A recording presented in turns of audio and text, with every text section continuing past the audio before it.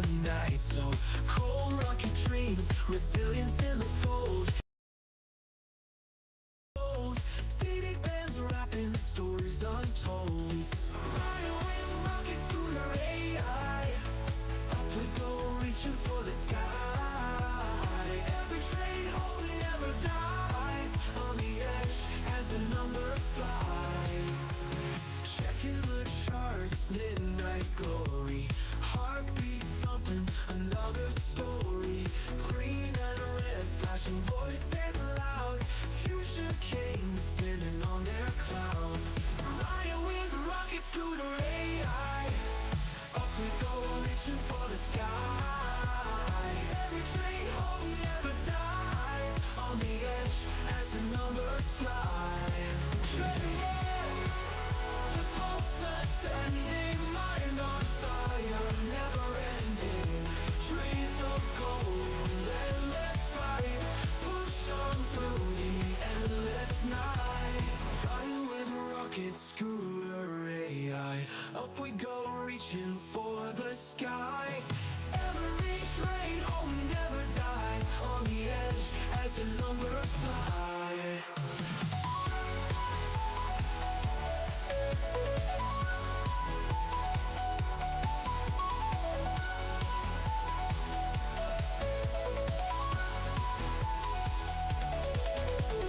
Checking the charts, midnight glory. Heartbeat thumping, another story. Green and red, flashing voices loud. Future kings standing on their cloud. Checking the charts with AI. Up we go, reaching for the sky. Every train home never dies. On the edge as the numbers fly. Checking the charts, tracking the charts. Midnight glory. Time to re-in-awe, it's blending. Mind on fire, never ending. Dreams of gold, endless fight. Push on through the endless night. Push on through the endless night. Push on through the endless night.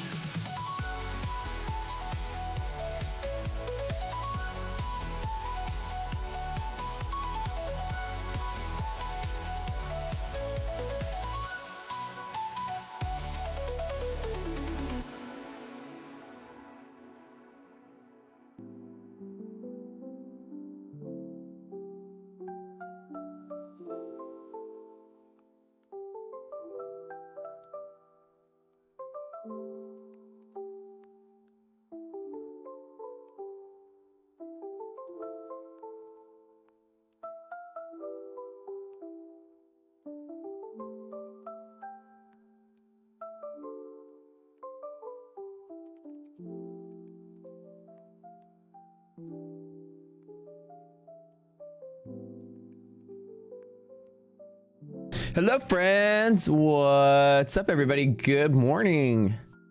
Oh, it's so good to see you guys. I feel like it's been so long. Ah, so long. Yo, what's up? Throw those rocks in chat. I love it. I love seeing it. That warm welcome every single day. All right. Wait, I know I'm missing something. I'm missing something. What is it that I'm missing? Oh. There it is. The pinned comment. There it is. There it is. Perfect. What's up, guys? All right. Good to see you all.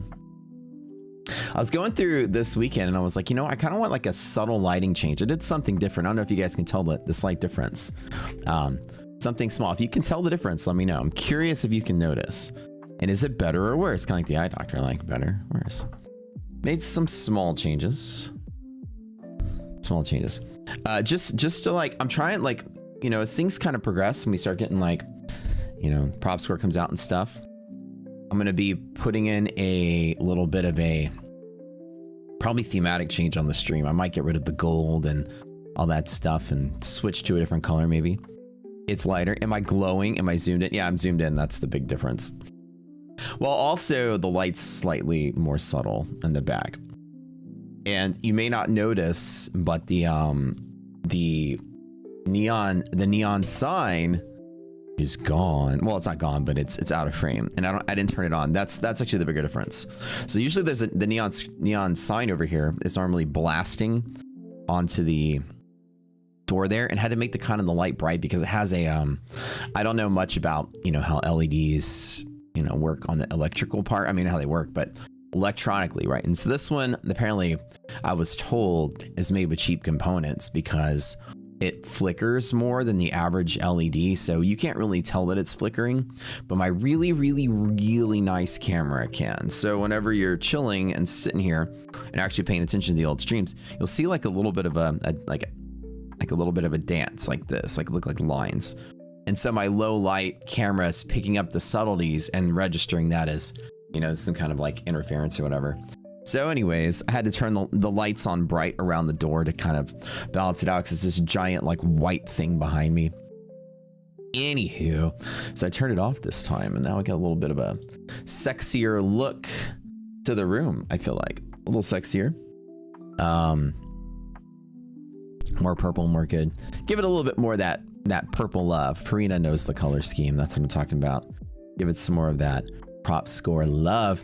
So speaking of prop score, the announcements that we've been kind of giving you guys, y'all been following it along with the Discord. We have a new release that just came out. I look like I cried for the last 3 hours. This is true. I usually, like, you know, that guy that would wake up, he would dip his face in the icy Saratoga water, and then he would jump in the pool, like the whole 3-hour routine. I get up at 4 in the morning. I go sit in my backyard. I bury my face in my hands, and I just cry. I weep tears of sadness. My life is so sad. I've now made it to a stage in my life where I make about $1 million a month at minimum, and then I just sit there and cry about how I'm going to spend it. I don't know what I'm going to do. And then I figure out, well, let me build shit with it. So this week's gonna be very busy for me, by the way. I'm gonna have a ton of cool things going on. So I decided to move double fast on my coffee shop idea, because I can't tell you why until it gets further along. I always just this thing with my businesses, like I don't want to jinx them, and so I have this cool thing that I'm gonna do, and I had this idea, like this, whatever I'm about to do is exploding in popularity, like in the similar ballpark. Anyways, I rushed the process. I know we're already in the process of the fitness. We're starting a fitness thing. We have the landlord has given us counter terms. We've accepted the counter terms, and now we're waiting any moment for the landlord to be like, all right, it's a deal, and send us the paperwork. And so we're like this close from getting our lease for the fitness place. It was exciting. Let you guys know something pretty cool. We found out we're competing against an AT&T store for the space, which is kind of, the broker was able to figure that out. And so, you know, if we got beat, it would have been by AT&T. They want the space too, but I think he wants our business better. Anyways, that's what we're working on. But the coffee shop idea, right?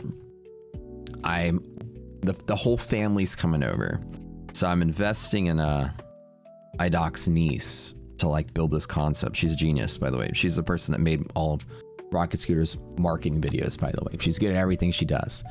And you know, the one where it's like, we hacked Wall Street, remember that? She's the one that wrote, produced, filmed the whole thing. Anyways, I'm backing her for this project, and we were sort of like, let's get a business plan this month or whatever. And then over the weekend, I was like, get it to me on Monday, we got to move. So all day today we're gonna be looking at spaces. I'm excited, very excited to go check it out. I'm like, we need a space now. We can't hold on this. So yeah. So I'll be busy this week. But yeah, I woke up crying all morning because I hate my life. Somebody said in chat. I probably look different to you guys because of the lighting. And I'm curious, is it better or is it worse? What do y'all think? Do you like seeing the neon sign in the back with the flicker, or do you like seeing more of yours truly's handsome face? Which one better? A, sign, or B, without the sign? Which one are we talking about? You like the sign? You want to see less of Matt, more of Matt? Didn't even notice with the flickering? More Matt always. Oh, stop. You stop that. Sign is good for branding. It is kind of good for branding.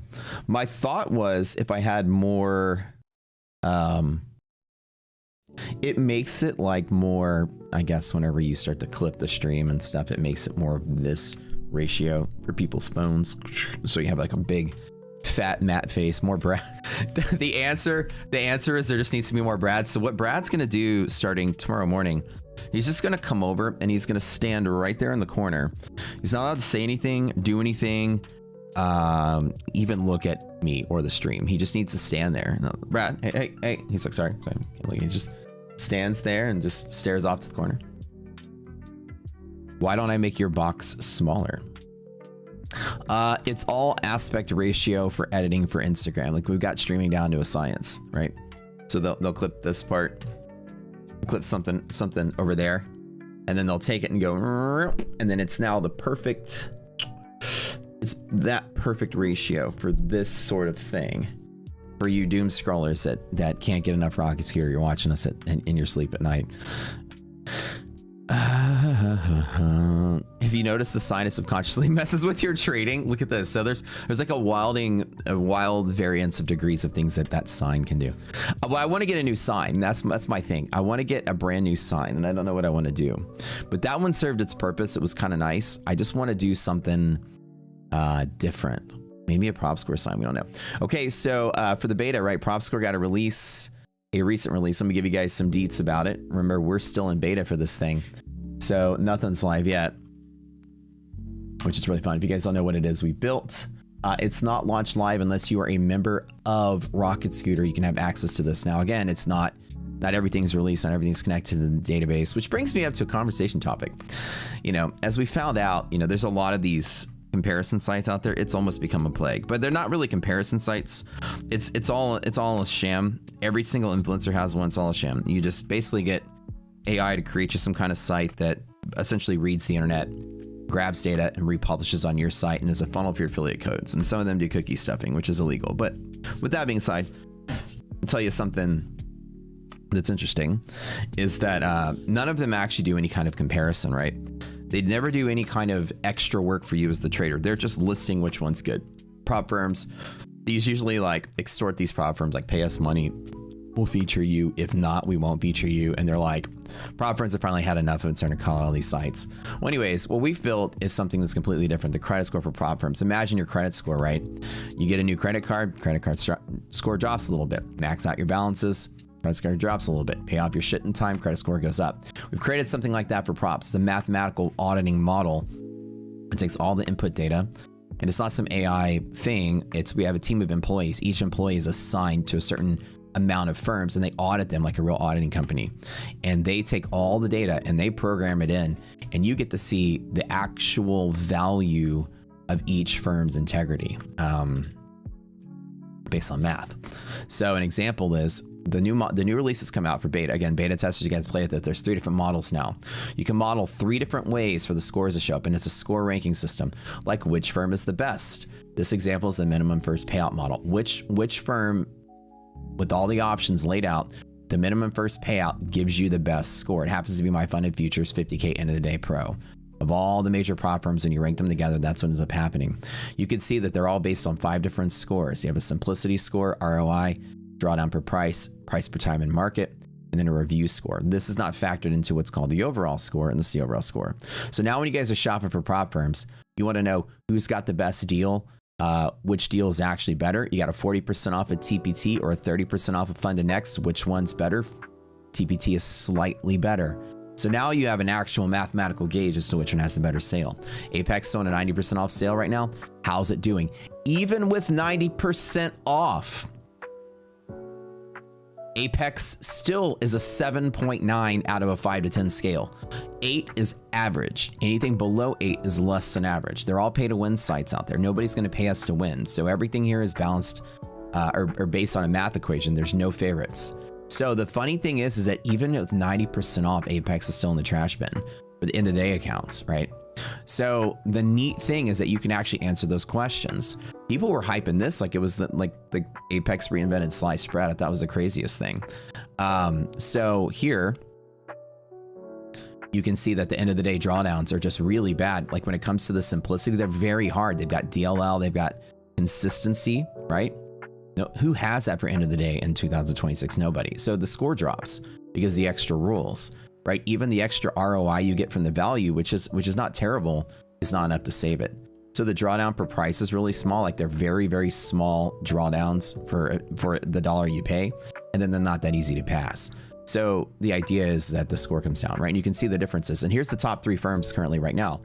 Funded Next, Take Profit, 500 Futures, Take Profit, Funded Next, and Lucid. And this switches around based on the price changes. When Funded Next doesn't have a deal, Lucid's gonna flip around to the other side. I don't think Lucid's deal is programmed in right now. But anyways, in beta, not all the data is connected. We only have about 10 firms in here. Phidias is static as the #1 static, period. You can actually now, this is the update. You can actually now sort by different drawdown types, and there's a different scaling category scaling of, there's different scaling for each category, which is kind of neat. So what's the best static? Phidias isn't listed here, but you can sort by what's the best and worst static, what's the best and worst trailing. And in the trailing category, you know, at 90% off, Apex does end up winning, right? If you like trailing drawdown, but their end of the days are absolutely trash. So I wouldn't ever trade one of them. But you can see that the expected ones are at the top. So every single morning, this will be updated to the right degree of whatever you want to update, and then it'll give you all the answers. Another thing is that you can actually come in different payout models. These haven't been programmed in yet, but there is the minimum first payout, which is like the minimum payout you can take. There's an expected payout, which is basically along the bell curve, the average of what most people would take, the expected best day, and the max monthly, which is the max you can make in a month. So you might answer different questions, right? Hey, I just want to get any payout. I don't care what it is. I want to make a quickest payout as quick as possible because I just want to make some money.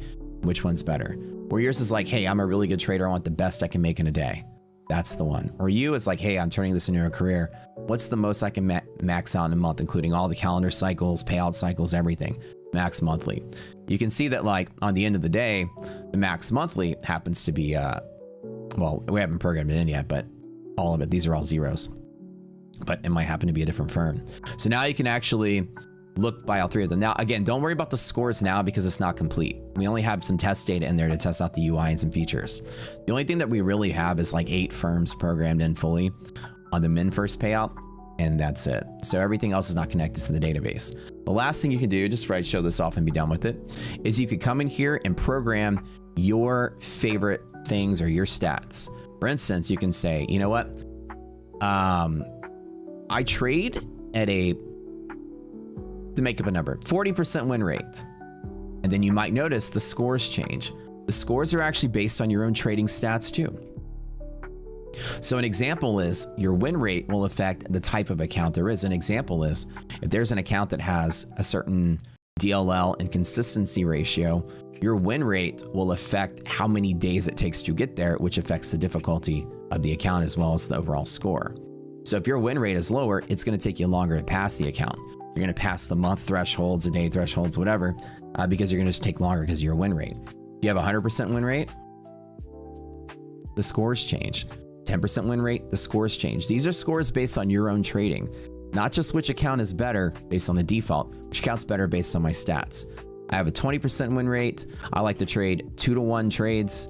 I usually take about 5, I'm making up numbers, 5 evals to pass. And then once I pass and go funded, usually takes me about 3 funded attempts where I finally get a payout.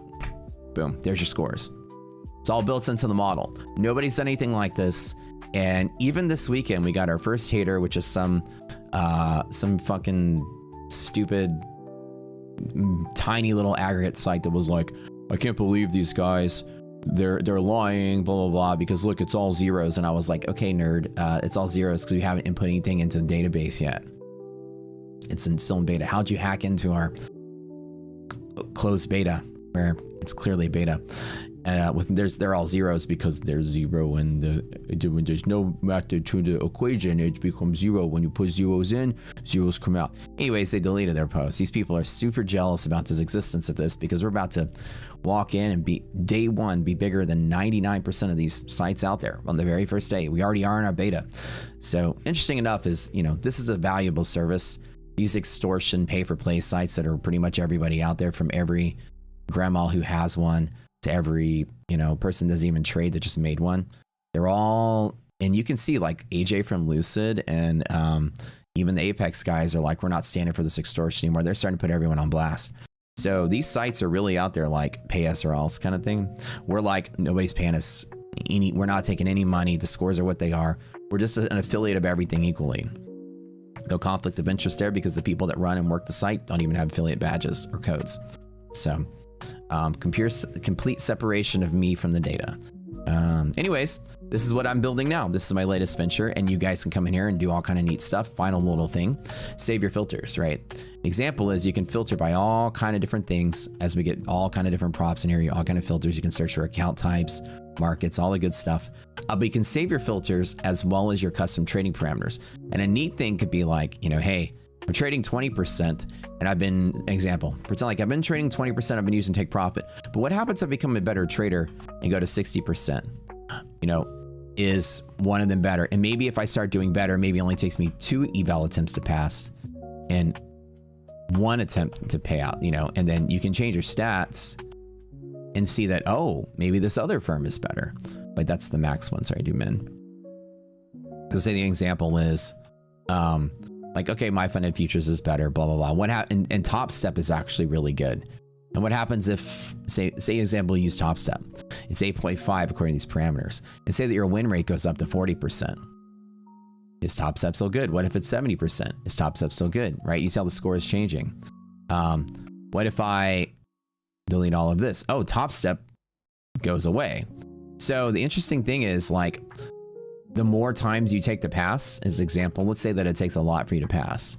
You might see that certain firms like Top Step make their way up the list.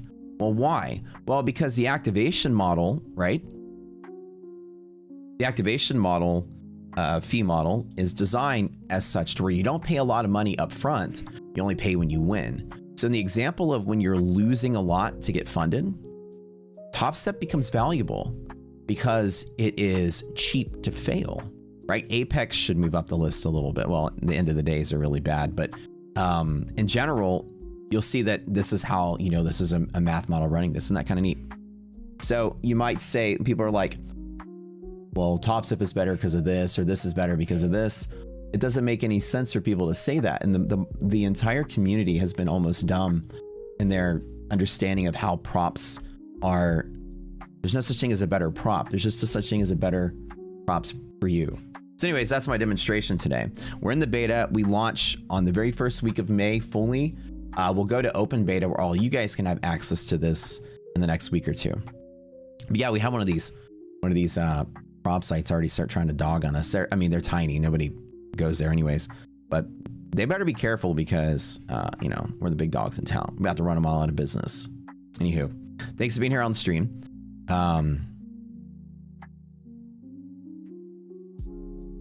Somebody says most don't know what's good or bad because it's subjective and that changes continually based on experience. But it's not even that. You're 100% right. It changes based on who gets paid. Every single aggregate site out there goes and begs people. I have text messages from and I can't tell you who sent me stuff, but from a CEO of a very large prop firm who's basically like, look what these people do. And it's literally like, this person's like, you can pay me, you know, $20,000 a month and I'll list you. If not, I can't promise you what's going to happen. And all of a sudden these random Trustpilot reviews start showing up and stuff that are like essentially talking shit because they didn't get paid. It's exactly what's going on out there. Every one of those aggregate sites are literally extorting prop firms and just listing the people that pay them. I would say almost every part of the industry, including the biggest ones out there from the biggest people and influencers, are using that power to get paid to list their favorites. So we actually refuse to take $1 for any kind of marketing advertisement for any kind of score increase at all. 0. This is gonna be math what it is. As you know, if I was full of shit, Top Step would be ranked at the bottom. Clearly, Top Step is ranked pretty well under certain stats. You see, as a math equation. Anyways, the reason I was talking about this, get on, because we're kind of opening the market today.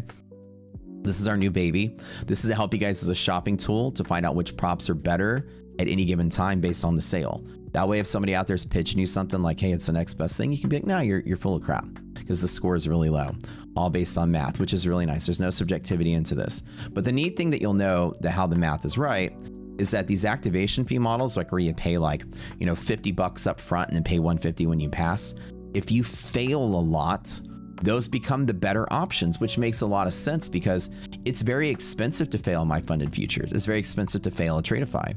So, you know, like relatively speaking, it's very cheap to fail a Top Step. You can see like that they're You know, so the part becomes, when you're a really bad trader, certain firms become better. Then when you're a really good trader, that firm's no longer good, right? This is valuable information.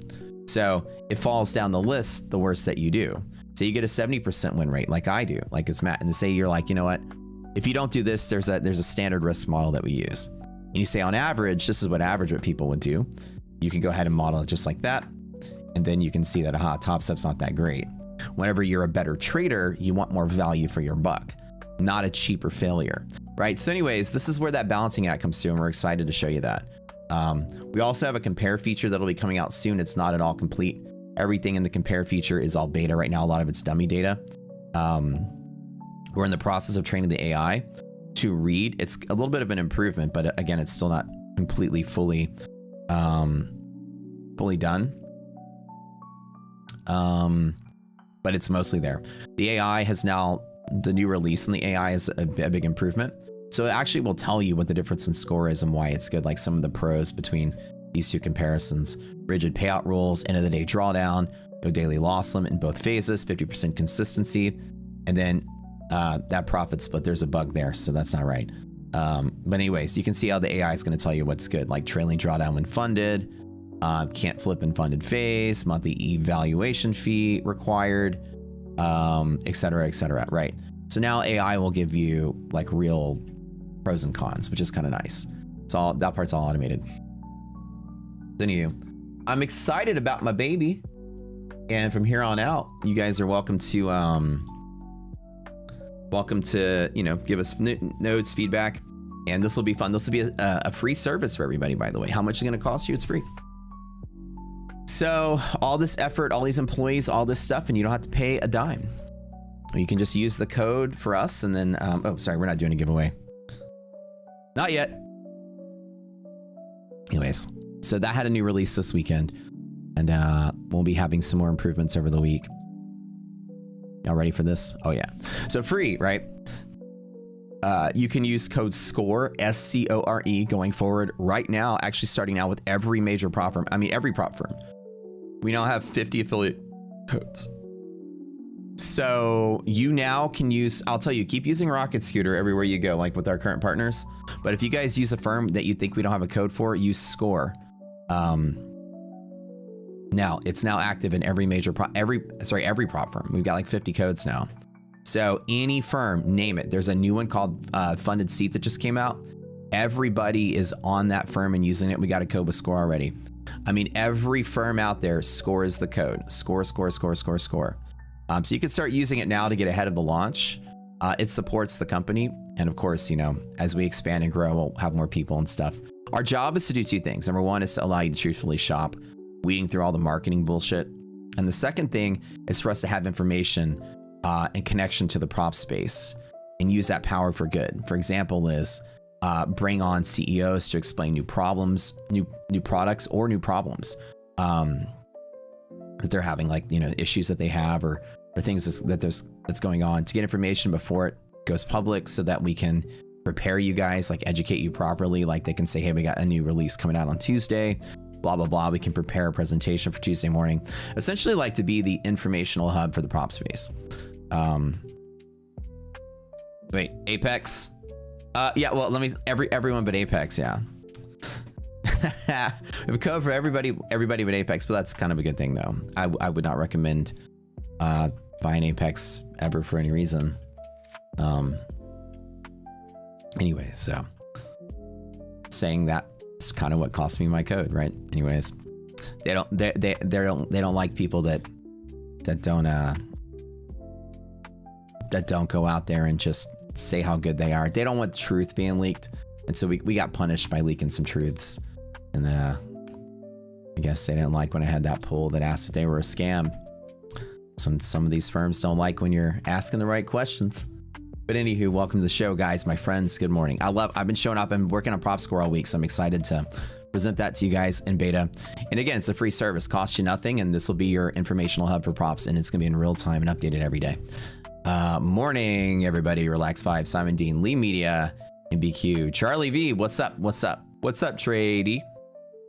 So Trey, when does your new job start? I heard you got a new job.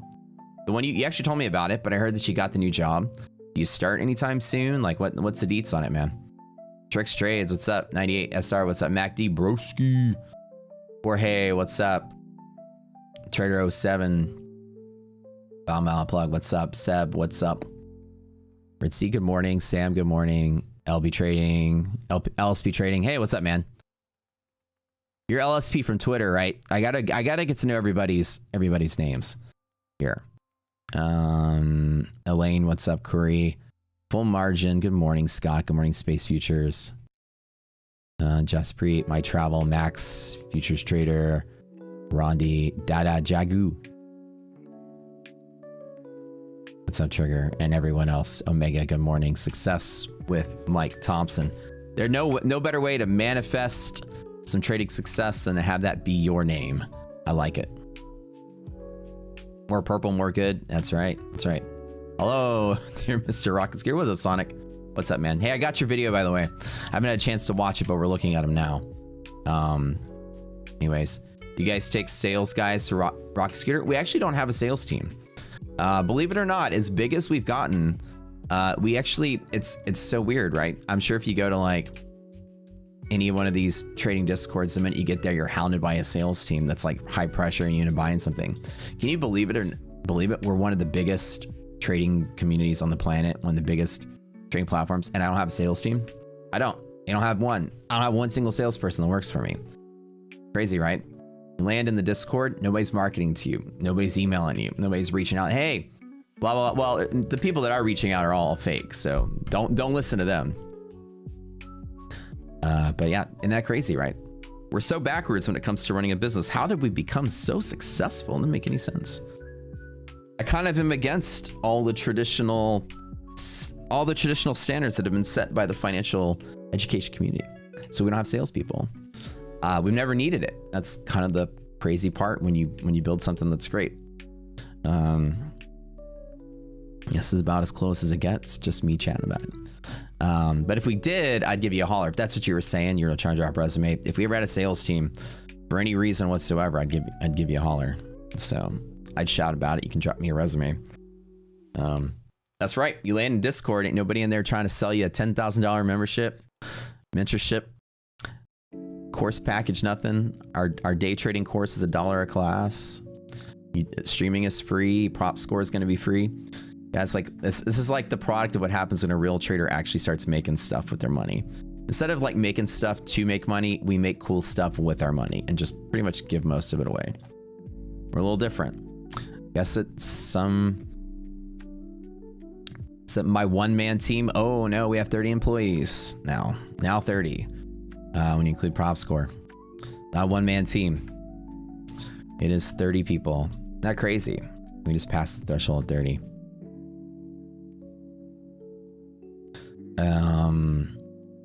And we got pretty big.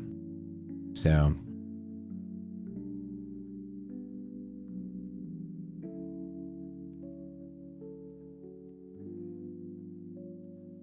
developers, marketing, you know, branding, UX, UI, it's all kind of stuff. Pretty big. Two more streamers. Whole team of people at prop score now. I've got it. I've got administrative assistants, got a community manager, Slacks. I know Slacks. Genuine question. What are my thoughts on people saying 97% of day traders lose money? And there are no super rich people from it. Discipline, problem, smart people. Nah, Remington, I don't think that's accurate. I think whoever's telling you that's full of crap. It's more like 99.9%. I would say probably even 99.9. I give it 2 degrees of precision. How many percentage of traders? That was a joke, by the way. I'd say it's closer to about 1 out of 10,000 people probably make a living doing this. Maybe 1 out of 1,000, best case scenario. I would not credit 3% of people making money as a day trader. There's no such thing, and this is the real truth of it. Day trading is not a bell curve, right? That is like, there's like people that just lose everything, and there's people that just win trillions of dollars, and then like most people are here in the middle. There's no such thing as average in day trading. The weird thing is, if you start winning at day trading, you win a lot. There is no middle class when it comes to traders. There's no such thing as a bell curve in distribution of trading success. It's actually it's actually different. It's actually a U shape. It's the opposite. Let me think I can do this right. This is the amount at which people lose and whatever. Actually, let me think of it. It's more like it's more like this. There's a few people that make a lot, and then oh wait, no, that's not. I'm trying to do this better. It's the opposite of a bell curve. There's nobody in the middle. Pretty much everybody is on, if I were to do price, pretty much everybody is on the failure side. And it's almost like, how would I draw this? Almost everybody is a failure. Let's just do a regular bell curve. It's more like this. I guess like that. Where the average is losing, above average is losing, really above average is losing, and then a handful of people are winning everything and most people are losing. It's more like this. Yeah, there we go. It's more like an exponential curve. Some of you mathematicians came in here and I'm thinking like upside down. It's more like you. The average trader is losing. Even the above average trader is losing. The median trader is losing. That it's horribly skewed to the winning side. The winning side makes a lot. And you almost have to be a savant making infinite like potential to win. There's no average. Like if you're like, oh, I'm making like 100, 200,000 a year as a trader, whoever says that's full of crap. If you're making 200,000 and you're not making 2 million, then you just lucked into 200,000 for that year. You're not repeating 200,000 every year. That's for damn sure. If you're making 200,000, then nothing's stopping you from making 2 million. If you got an edge to be consistent as a trader, you're making a whole lot based on how much you put out there. There's really no average when it comes to trading. The average is most people are losing on average, and you're right. And it's not because of the discipline problem. There's two major portions of this. Number one is a math problem. Trading is a zero risk game, and zero risk games, if you guys study game theory, is a game where it's like checkers. For somebody to win, there must be a loser, right? So already for every winner, there's a loser. And so therefore, think about it like this. Because you can prove there are big winners, hedge funds that make billions of dollars, then there's lots of losers for every hedge fund that makes $1 billion, right? Maybe $1 billion hedge fund is $1 billion $1 losers, right? So it's horribly skewed to the top. The other thing is that people go into trading with unrealistic expectations, right? You don't go in, you don't pick up like a cello on the first day and go, whoa, and then you're like, oh, all right, let me go book me a concert hall. I think I got this down. Whoa, and you're like, all right, let me call a symphony. I'm gonna give me a job tomorrow. Hey guys, can I audition for the symphony? Yeah, you played. Whoa.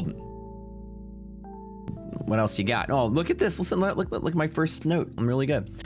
Like, some a little more expertise. Come on, bro. I've been practicing it for like a whole day. My mom heard it. They said, I'm good. This is my destiny, man. And they're like, nah, you're not. And you're like, what the heck, man? I'm supposed to be doing this, man. This is what you guys treat trading like. The very first trade you make. Whoa. They're like, all right, ready for the symphony. Let's go. Got my ICT charts up. Got my fair value gaps up. I studied my charts over the weekend. I put like 2 solid weeks into this. I'm ready to be a trader. I made some money last night. I got my first payout last week. I'm a minute from my destiny. And most people's realistic expectations are unrealistic. Play a couple notes on a cello, man. You're ready for playing Beethoven, I guess. So point I'm saying is that most people underestimate, it's called Dunning-Kruger effect. You underestimate your potential. You overestimate your potential. And so therefore people don't realize that trading because there's not a lot of difference in what we both do. Like you click a button, I click a button. You're like, oh, we're both doing the same thing. That guy that I watched Mad, he's made $700,000 or $640,000 since Christmas on his $1 million challenge. Okay. He's just pushing buttons. Me too. We're almost like neck and neck. I do exactly the same thing he does. I'm almost there too. And the problem is the answer to your other questions that you're not almost there. It might seem like we're doing completely similar things. Like, oh yeah, he's reading the news. I'm reading the news. Oh, he's entering here. I'm entering here. Oh, he's doing this and I'm doing that. We're kind of almost there. We're almost at the same skill set. And you're going, whoa, and I'm going, whoa. And the difference in sound might be slight and only a pro can hear the difference. but the difference is major. The difference is 10 years of practice, where my tone is an infinitely better sounding cello than yours. And it's the slight differences that matter, and it all takes place up here. So the difference becomes people think they're almost there instead of realizing math wasn't that good for like the first 3 to 5 years. It took me a long time to get good at this. And I was also pushing buttons 16 years ago and losing money like some of you maybe now. And there's not a lot of difference in what I'm doing day to day. There's a lot of difference in what I'm doing up here day to day. And the improvements are slow and take forever to do. And most people think they're already there, and that's why they lose, because they get kind of fed up with it. And I think a lot of people wish they were to their goal sooner, but don't realize that just like being a surgeon, you're going to go to school for over 10 years to do it. And being a trader is no different than any other trade skill that you have to practice on. You can't just learn it in textbook. You got to shape your mental game. And I say it's like carving a statue with a spoon. You're going to etch out a tiny little bit every single day, little by little. And that's the answer to that question. A lot of people are failures because you're supposed to fail. There's currently a league of winners, and your job is to become one of those winners. And every winner there's tons of failures because of that winner.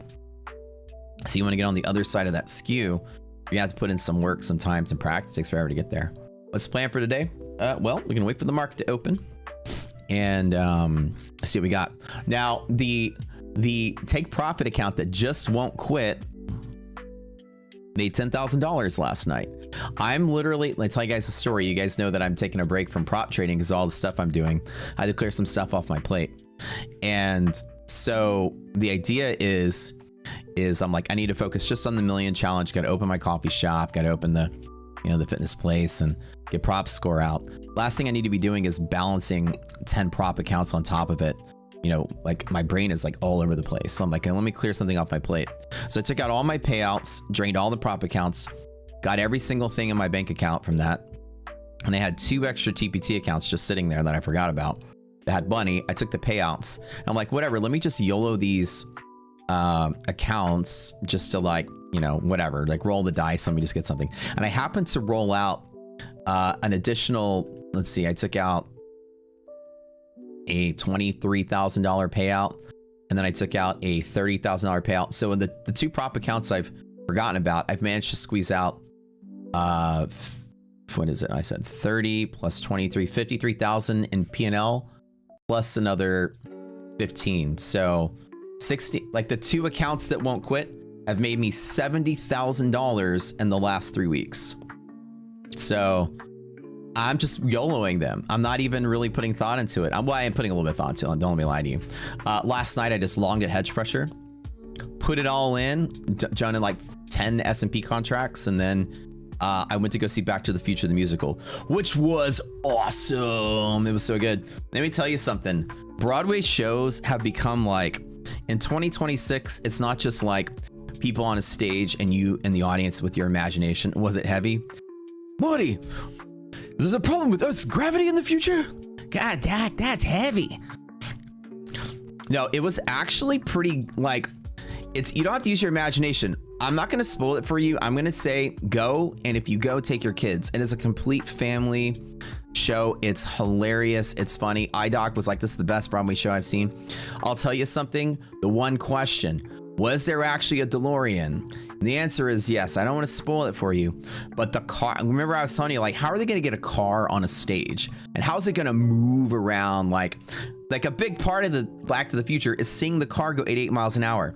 How are they going to do that in Broadway? They're going to stand around a car and just pretend like it's moving.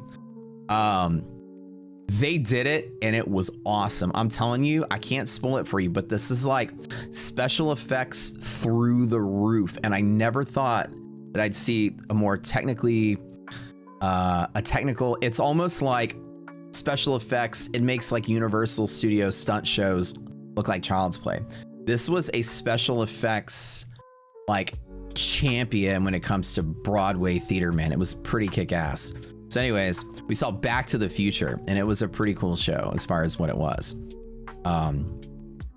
When it comes to stage production, it is by far the most next level thing that's ever existed for a musical. And then they sang all like the classic songs, like the giant. I'm not gonna spoil it for you, but I would say go see it. It's pretty damn cool.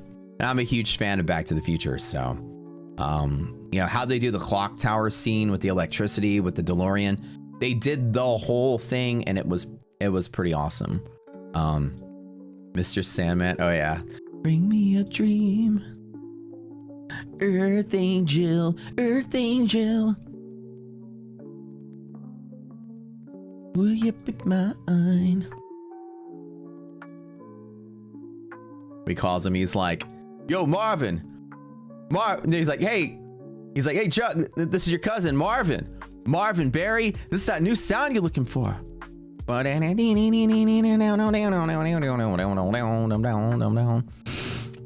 Anyways, somebody says, wouldn't mind if I ask what CQG broker you use for Rockseer connection? I use AMP, so that's who I've used. Edge Clear is good. People use like Iron Beam and stuff. Oh yeah, I guess you kids are ready for that. Yeah, they really did a really good job. Like, it was all the best scenes from the movie. Nothing was left out, with the exception of, well, I'll spoil one thing. The one dramatic change that they did was that Doc's radiation suit ripped and he died of radiation poisoning. You know, as a part of you know, the lore of Back to the Future. You know, Doc gets killed by Libyan terrorists who gunned him down in a mall parking lot with machine guns because he stole their plutonium. We've all seen the movie, but for Broadway effect, there were no Libyan terrorists. He just died from radiation poisoning, and so Marty had to go back in time and warn him about his cheap spacesuit that he bought. You know, because they had to make it kid friendly.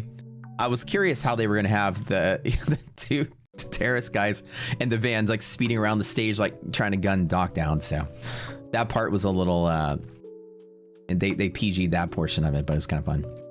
So anyways, we were watching, I put in 10 contracts. I didn't put a stop. I'm like all or nothing. Got back from the show, maxed out at 10K and we're good. So if I call it the TPT account that won't quit, it's my one final account. And for 4 consecutive days, it's made 10K each day. You may need to treat the bell curve as you are losing, being in the 68%. Yeah, something like that. Oh yeah, the other thing.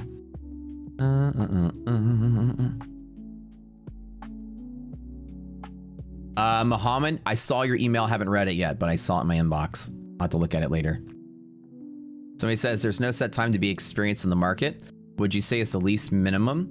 5 years. I will tell people realistically 5 years. There's a period of your life where you don't think you're successful, but and you're right. There's a period of your trading life where you think you're successful and you're wrong. A lot of you might say, well, hey, I made like 50,000 last month. You didn't make 50,000 every month, all months, forever. Anybody can push a button and make 100K in a year accidentally if you get a good ride, a good market. You won't know how good you are at trading until you've been through at least like one recession, one chop market, one bull market. And usually it takes about 5 years to see what you're worth. Some people can get in a stride and do well for 3 or 4 years in the first bear market. They can lose 3 or 4 years worth of money and lose it all. So it really takes about 5 years minimum to not suck anymore. And it takes about 10 years to finally be able to say, yeah, I'm really good at this. Because then you've seen all environment. Like I'm going through my second recession right now, or my second correction in the last, actually, COVID doesn't really count. 2022 was our first recession that I've seen, and I nailed it. So, you know, it was kind of like, okay, my trading style is good enough. I can handle a recession market on top of a bull market. So I'd say give yourself 5 years before you start to get, you know, a lot of people in like 3 or 4 months. I see out there so impatient. They watch these like goofball streamers that are like flashing money, and they're like, you know, this can be you, you know, you want financial freedom, blah, blah, blah. And people are like, yeah, I do. They don't realize that, you know, trading, I had no mentor either. Nobody taught me this. I studied under nobody. I joined nobody's community. Nothing. Never once was I a member of somebody else's community, learning from someone else. And it took me like 5 years that I would say to where I wasn't sucking anymore. I could do this full time. 5 years. So imagine, like, it's like going to school. I tell people, you know, you go to college day one, you're going to go for 4 or 5 years anyways before you get your degree. And then when you go get your job, day one of your job, you're going to be the worst person at the company because you're brand new. And I think people think that like trading is like a shortcut into like a career. It's no different than anything else.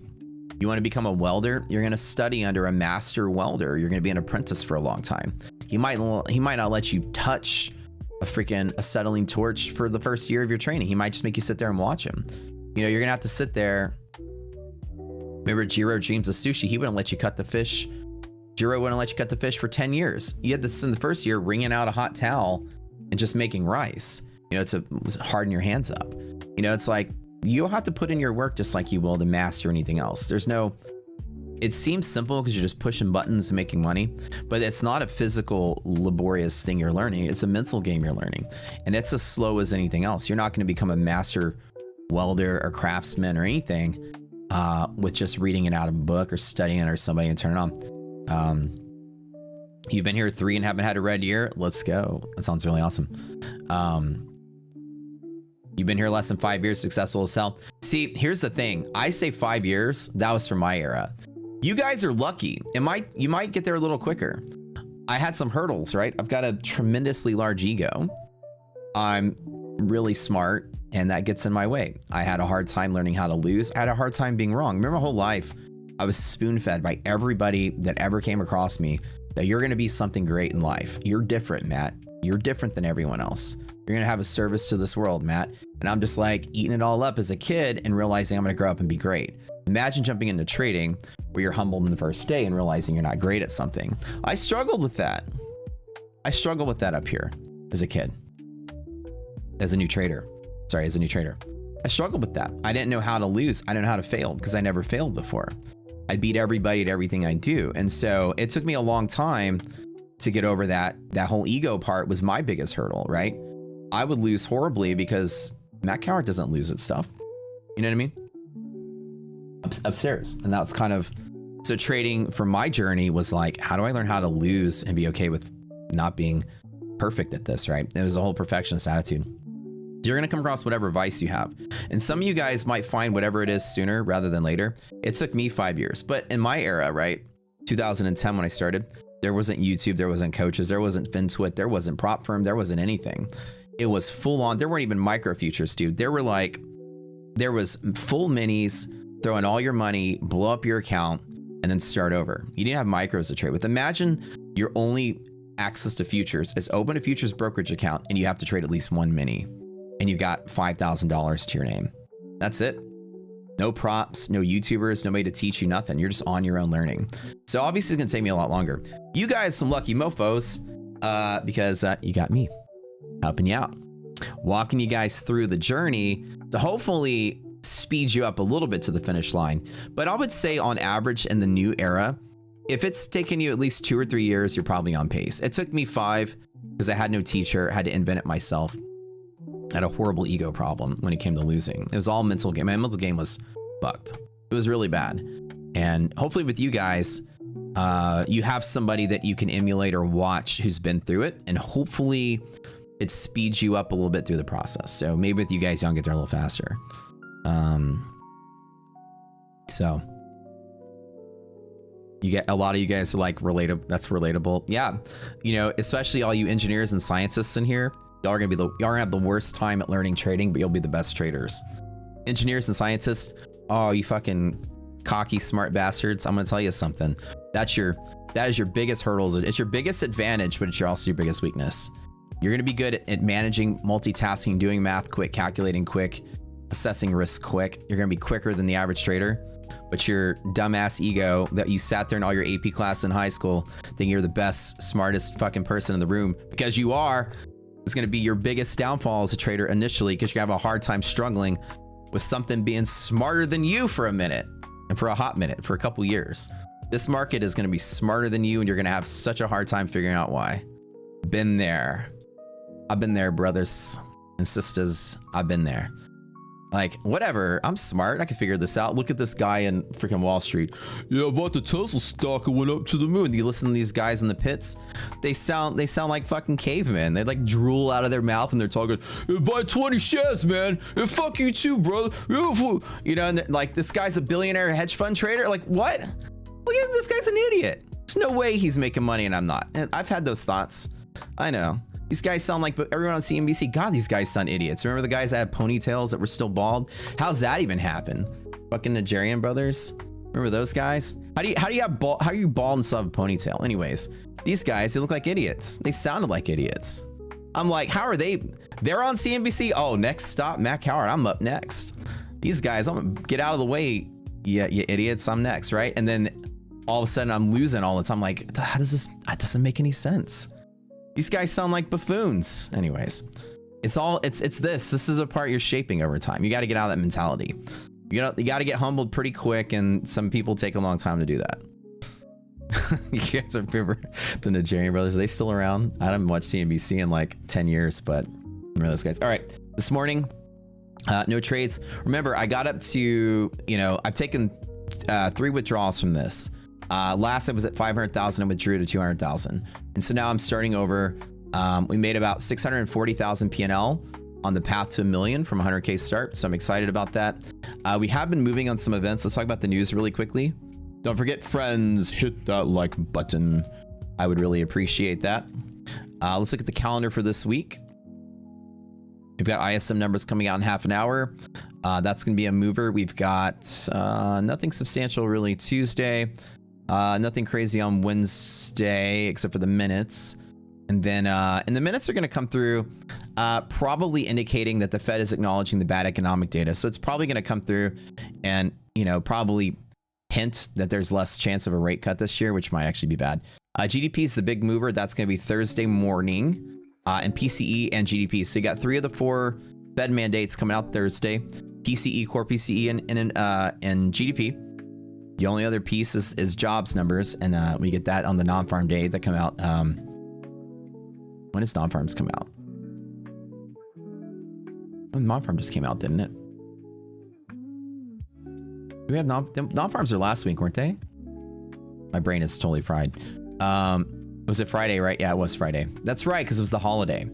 All right, and then CPI and all that's coming out Friday with the Michigan numbers. So it's a big, heavy news week, and so we're gonna have a lot going on here.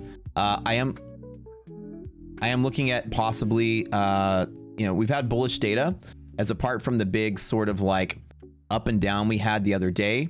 The market has been walking with bull sort of parameters. Now this reminds me of that 10% move we had, during the tariff run, where the market just like ran up really quick and then retraced half and then kept going. It's very possible that we get something similar, like it just moves up, dips very quick and then keeps going. We'll have to see how this market sort of plays out. I'm in no hurry to jump in on the long like we're V'ing back up. The reality is the economic data is still pretty bad. So I think our movement is going to be still to the downside over time, but I think we're still going to try to inch higher as the market goes by. So right out the door, we're opening with a little bit of a blast up. Resiliences are positive, which is a good gap and go. Flat market on S&P, which means take resilience with a grain of salt. Unless it's greater than 50, don't use it for a decision maker, right? And we're going to see what things look like here. Do I want to short this little bit of pop at yellow line? I do want to short the yellow line pop with something small. If resilience goes negative, which it is flip-flopping right now, that is the one thing. Now, again, this is a risky play. And why is my fill so... Oh, here we go, right, yellow line. I'm going to basically wait for liquidity maps to come out and see what we get. Again, it could blast up and keep going. At least a short to gap fill with negative res would be nice. Negative 70 is pretty strong to the downside. I put it light at 6, nothing too crazy. And I'll take 40 points above yellow. Again, I'm preemptively getting in here without a lot of evidence that it's going to do one thing or the other, and it's sort of bouncing around flat. Okay. So liquidity pocket, let's see what the DD ratio comes out. It's not good. Not good for the trade. That was an initial guess. Let me see what the ratio comes out to be and where the monthly maps are. So this actually is a liquidity pocket. I kind of got screwed on that one.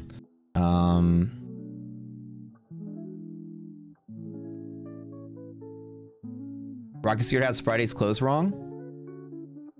Hold on.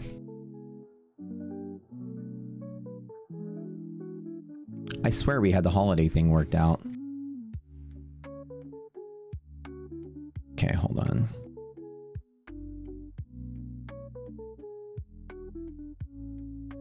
Is it marking it wrong? It needs to be Thursday's close. Okay, so let me mark it real quick. Are the stocks doing the same thing? 220. Shoot. That's why. So yeah, no, 220 is right. What are you talking about? 220 is Friday's close. I mean, Thursday's close. This is right for futures. Friday, the market wasn't open on Friday. Yeah, that's correct. It's correct. Yeah. You scared me for a minute. Should be good. All right. So resilience is positive, which means we're going to open at the start. So I'm actually in a bad trade. Ratio is good, which means this is support. Resilience is positive, which means that support. So this is all going to try to support in here. So I'm kind of in the wrong. I'm kind of in a losing trade, I think. Well, we'll see what happens. It's going to be a little random today. I think best case scenario, we do fill the gap and that's it. Yeah, I think we should be good. All right. I did try to short off of a possible yellow line reject, which is that one longer term pivot resistance. It's probably not the best trade to be in. We'll see. I just hit it small. Yeah, that's not a good play. I think we would be upward movement too hard, but let's look at monthly maps. So greater market is bullish. I am on the wrong side of this. I'll give it about maybe, let's see, to 400. Yeah, we're on monthly maps bullish-ish again. Yeah, everything sort of repaired itself. How about that? And the upside potential, the problem is the upside potential is bullish if that news comes out that, you know, we have sort of, you know, ceasefires and all that in the midst of this.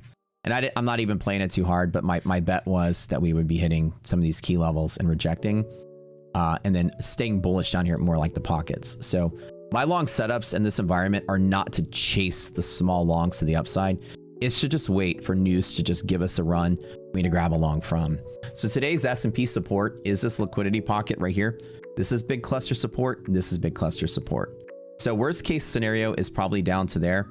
Medium case scenario is down to there. And it doesn't seem to be bearish unless something comes out that's crazy. Like my thought is we're still, you know, are we going to get a resolve in Iran? Because, you know, Trump is giving them that deadline. Did y'all see that tweet of his? Oh my God, where he's like, let me read. I don't know if you guys saw it. People thought they didn't believe it was real. They didn't believe it was real. Trump literally tweeted, Tuesday will be power plant day and bridge day, all wrapped up in one in Iran. There will be nothing like it! Exclamation point, exclamation point, exclamation point. Open the fucking straight, you crazy bastards, or you will be living in hell. Just watch. Praise be to Allah. Love President Donald Trump. I thought that somebody made that up. I literally thought somebody made that up. And that was AI or something. That is real. Homeboy's crashing out over there. Hopefully he's okay. But that's real. All right, so 400 is about where I kind of want to see where this goes. Like I said, about 400. Let me add a little bit to position. I want to bet that we're on the other side of yellow, but we'll see what happens when we get there. But boy, oh boy, he's pushing hard.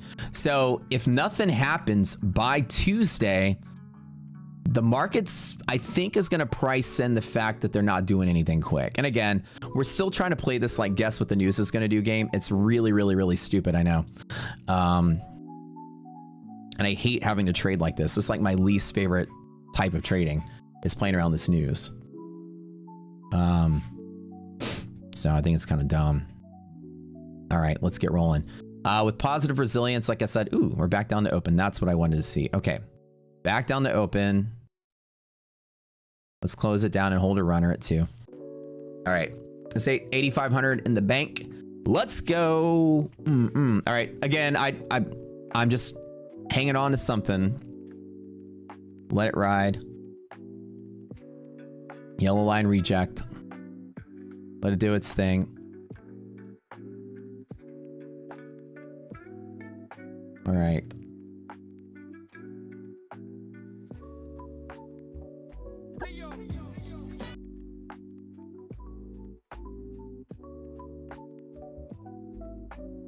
Let that gap fill a little bit. I don't think it sells off really hard. We still have liquidity pocket here. Probably the smart thing is to take that profit, call it 9,000. Let me chill on this a little bit. Easy 2K. I had to, it became 1-to-1, which is kind of crappy. I had to average in at the stop there. I have no evidence it's going to sell off just yet. Hit that lower S&P pocket. Let's just wait around and see what happens. And again, the news is going to happen. I'm going to react to the news. That's a quickie little 9K there. Since I am on the wrong side of this, I don't want to sustain that downward pressure. I'm just gonna get that initial volatility. So this was me being like, holy crap, I'm wrong.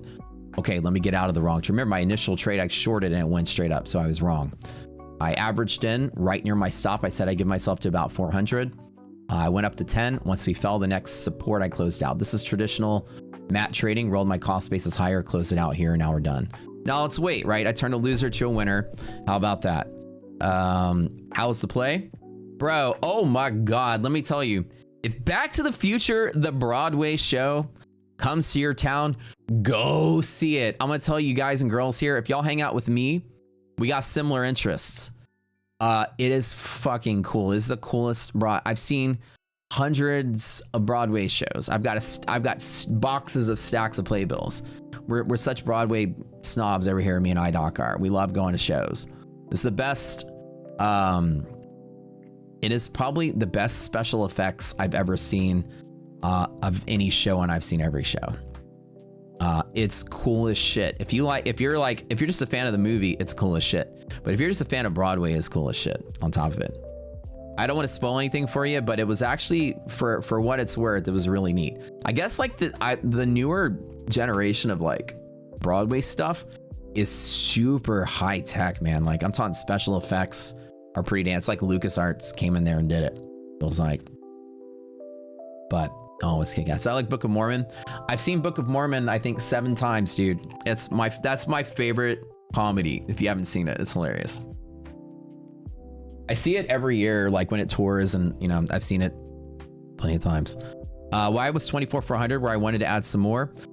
It's just it was essentially because we're slightly volatile. It's 240 point distances above here. I was just giving myself double my normal stop just because the market was sort of, we went from like -70 to +50. Resilience went, and it's kind of a flat open. So it's going to be like choppier. So I just arbitrarily gave it like double the distance. There's really no science to that. I just like, let me give myself a little more. I got in 6, then got in 10, then closed out. Really no reason other than the initial burp was a little bit more than 10. So I gave myself a little bit more fat. Book of Mormon's hilarious, dude. Did you know when it comes, there's I forget what they call it, but when you get like an Academy Award, a Grammy, a Tony, wait, there's like the 4 major awards. I forgot what they're called. Grammy, Tony, Academy Award, and there's one more. The EGOT. Yeah. The EGOT. That's what it's called, right? EGOT. It is Oscar, Grammy, Emmy, and Tony. There is a very, very, very, very small list of people that have gotten the EGOT, which is one of everything. And you got like fucking Laurence Olivier and Audrey Hepburn. I mean, it's a list of like these kind of people, right, that have won one of everything, like the superstar. Did you know Matt and Trey from South Park, 3 of the 4 on the EGOT? They got everything but an Oscar, I think. No, wait. Hold on. They've got 3 of the 4. Hold on.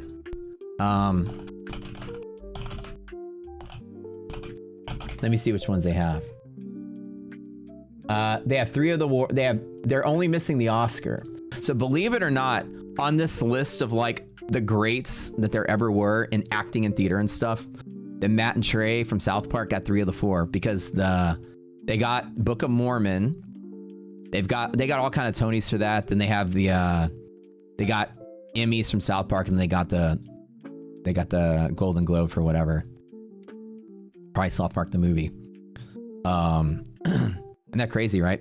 So ARB is all over the place and relatively flat right now. ARB is an arbitrage indicator that shows how behind or ahead the futures are against the implied value of the index. So right now, futures are not trailing or leading behind the stocks. They're pretty much on point. It's a flat market, and I'm glad I got out of the way of this. I don't feel a long setup from here, but there is possibly long potential down inside of here. It could still inch up higher and higher and higher while people are betting on that sort of Iran solution that they're going to come through and sort of lay down their arms before Tuesday, or else Trump's going to blow up all their power plants and bridges. So the Wall Street's bet right now is that they're probably pricing in the fact that that's going to happen. And as soon as that's over, we sell. The minute that we get, I'm going to tell you guys, the minute that we get a ceasefire or whatever, I think we're going to pop up and immediately just resume our trade down, because the market is still pricing in the bad earnings that's going to come up this season. So, but yeah, no, I'll tell you, when I don't want to spoil anything about the Back to the Future, the musical, but it does such good fan service to the series. They changed up just very little. They changed up how Doc dies, so they don't have to put, like, you know, Libyan terrorists chasing him down in a mall parking lot to shoot him to death. It made it a little more family friendly than that. So they changed that part of the story. Everything else was on point. And the question you all having right now was there a DeLorean on the stage? The answer, no, Doc doesn't die. No, spoiler alert, Marty goes back in time and writes him a letter and saves his life. We've all seen the movie. So, you know, was there a DeLorean on stage? Was it real size? Y'all never saw the movie? Oh, guys, come on. How have you not seen the movie? Doc gets gunned down in the Twin Pines parking lot. Fun fact, when Marty comes back from the past, after he fixes things, it's One Pines Mall. The mall changed from 2 Pines to 1 Pine, because when he goes to 1955, he smashes through one of the pine trees in that field before he crashes into the barn. So little fun little thing about time travel. People didn't pick that one up. But when he returns 1985, it's now the 1 Pines Mall, because Marty smashed into one of the pine trees, and there was 2 pine trees there. Cool story, bro, I know. Anyways, was there a DeLorean on stage? There wasn't. It was the full-size DeLorean, and it was so crazy how they did it. And I'll tell you, they didn't leave anything out. I thought, how are you gonna have Back to the Future without a freaking car on the stage? And how are you gonna get a car on the stage? Or the Lone Pines or whatever. Yeah, the Lone Pine. That's right, it was Lone Pine Mall. So, like, how do you get a car on the stage? And how do you get it looking like it's going 88 miles an hour? Oh, they did it. Let me tell you, the special effects, out of this world cool. So iDoc was so blown away. She's like, this is the coolest thing I've ever seen, coolest music I've ever seen. So it's pretty kick-ass. But take the kids, like it's a family sort of thing. Your whole family would have a good time. It's good stuff. We go to like ton of shows on iDoc, and I always doing shit like that, having fun. But it was definitely worth it. Is this a short setup? It's not a short setup. Right now, the greater market stuff is all bullish. So let me explain to you liquidity maps, right? So bull long up means it's support at the open. The fact that I got lucky with this red and closed out when I did was getting out of the way of where that support line is. So if you look over here, this is the open. This black dot means open, which is this. And so the open to next resistance is the trade. So open to next resistance is the trade. We really have nothing up here. Usually if you do break through these yellow lines, which are just really strong resistance, which is why I had confidence enough to get in really quick to get out of the way, because these have a lot of pull power to them, but they're not necessarily, they're volatile around the edge. And usually when you reject them and lose, you lose pretty hard. But I wasn't betting that we were going to lose hard. I was betting that at the open, we would hit it and then sell off. The fact that we hit it and broke through, I said, well, I'm going to use the power of its little slingshot ability to sort of like build into a position and then follow next resistance and cut out, which is exactly what I did. And then got out of the way. This is a bull pivot. Remember, I longed for the market open, so I was taking a guess. Or sorry, I longed before the liquidity maps came out, which is about a minute after market open. So this has a long pressure from here to next pivot. S&P, same thing, long pressure from here to next pivot, which is all the way up to there. Now the question is, do I want to long all the way up to the top? There's a liquidity pocket underneath it, which is the space between the two zones. This is very strong bull. This is a 90% hold. So 90% of days will stay above here, which is also why I closed out very quickly. This is also a cluster pivot. We have two different things that are supports stacked on top of each other. Let me zoom in on that. You've got the S&P close from yesterday with confluence from the stocks on the gap and go. So the white line is called resilience. This white line is above zero. The open becomes support. So you can draw a little arrow right here. The open becomes support. That's this one right here. And also the bottom of the dark gray box is called a bull zone. If this is greater than half, that's also support. We call it a cluster pivot. So both your confluences for different reasons, the gap fills and the overall bullish hedging, are both supports at exactly that level. So the S&P is going to be very, very strong here. You see that wick right there. So there's nothing really bearish about it. Worst case scenario, it chops here in the middle, but anything is bullish from here today. So what I like to do is wait. If the market falls to some good bull pivots, there's maybe a medium long there, and there's a heavy long here. You see all this cluster down in here. If somehow some crap news comes out and the market just dives to there, all long with like 20, 30 contracts out of that. There's so much bull support all clustered at one area. So because the news is going on like every day, I use that idea to like, well, you know, let me wait. And if the market just dumps really quick, bam, bam, bam, bam, bam, bam. My Lone Ranger TPT account, the one that I'm trying to YOLO and blow up, has yet made another $10,000 yesterday. So this is the last prop account I own. Tell you guys a story there. You guys know I always was a real trader. I never really traded props, but you know, to grow the channel and get used to learning about the prop industry and being able to teach you guys how to trade props. I set on a journey last year. I never touched props before last year. Well, I guess the end of 2024, but a little bit over a year I touched props. And I wasn't really serious about it. I just wanted to like prove I was a better trader than all the influencers out there. And I was like, okay, let me go become live trader in every prop just to go live. And let me set out on a journey. I'm not going to copy trade. I'm going to trade them all individually. I'm going to trade one prop firm at a time, go live, then move to the next one, just cycle through them. So I never really put like 3 or 4 prop firms at once. You know, I never did that. I always just traded one. First I did ETF, went live with them. Then I did My Funded Futures, went live with them. Then I did Tradeify, went live with them. And then I switched to trading Funded Next and then Take Profit, just one at a time. And then at the end, I was trading Funded Next and then adding Take Profit to the mix. I decided to stop trading props just because I don't really do it that much. And I was just doing it to just as a challenge on the stream, like to show off that I can do it and whatever. My total haul from props is a little over $1 million total haul. My total pay-in was about 200 grand. So I made probably net $800,000 in the year trading props that I did, including, you know, whatever beginning of this year. And so when TPT was having that issue where they were banning people because they thought they were botting, you guys are sending me all your information and saying, no, Matt, really, you know, they're really banning people that don't need to be banned. Investigate it for us. And a lot of you guys that I trusted came forward. So I was like, okay, maybe there is an issue. And we went and we were trying to look it up. I logged in and I was like, let me get a TBT account and see if I can reproduce this situation. And let me skip to the end of that story. TBT righted their wrong. They're like, yeah, we had a boo-boo. They fixed everybody. So TPT's not on the shit list or anything. They completely fixed the issue and reinstated everybody. But when I went to log in to prove, you know, try to prove the case, I was like, let me get a TBT account and go in there and let me try to reproduce it. I realized I had 2 accounts still sitting there that I forgot about. And they had $40,000 of P&L that I forgot about. So I took the payout. I took 30,000 of it and left a buffer in each one of them and decided, let me just YOLO these things until, you know, they blow up. I got 2 left. Let me just YOLO them. And every day I'm just hitting them. I'm just hitting a pivot, hitting them. And then I've maxed out. Like I said, I've made about 70,000 off of those 2 accounts in the last couple weeks. So this one here is hit 10K back to back for the last 4 sessions.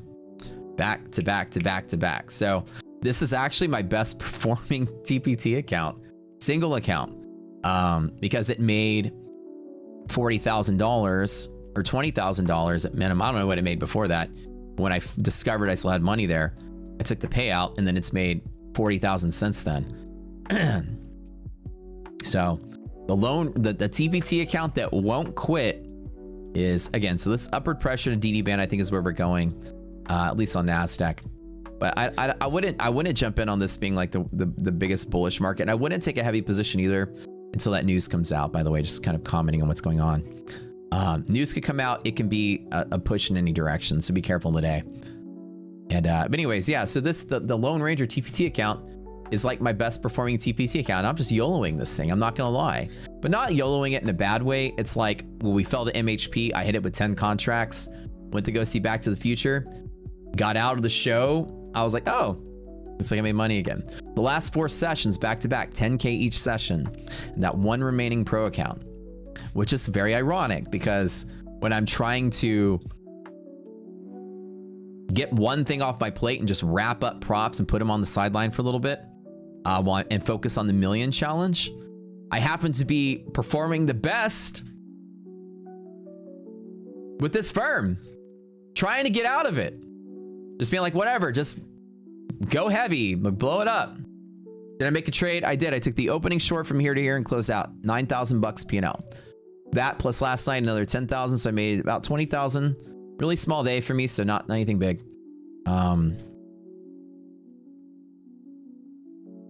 If I have other prop accounts lingering, you don't mind having them if you want them? Would I? A lot of people were just basically like, you know, if you have extra accounts, just hand them over. What does YOLO mean? Oh, YOLO just means YOLO, like you only live once. It's basically, it means it's like, you know, fuck it, I'm hold my beer, I'm jumping in. Like when you stare at the edge of a cliff and you're scared to do it and you're like, whatever, YOLO, just go through it, right? Just get there, just do it. So that's what it means. Just do it, just get out. So essentially I'm not using like solid risk management. I'm just, when it hits my target, I'm just jumping in at max port, just to either make it or not make it.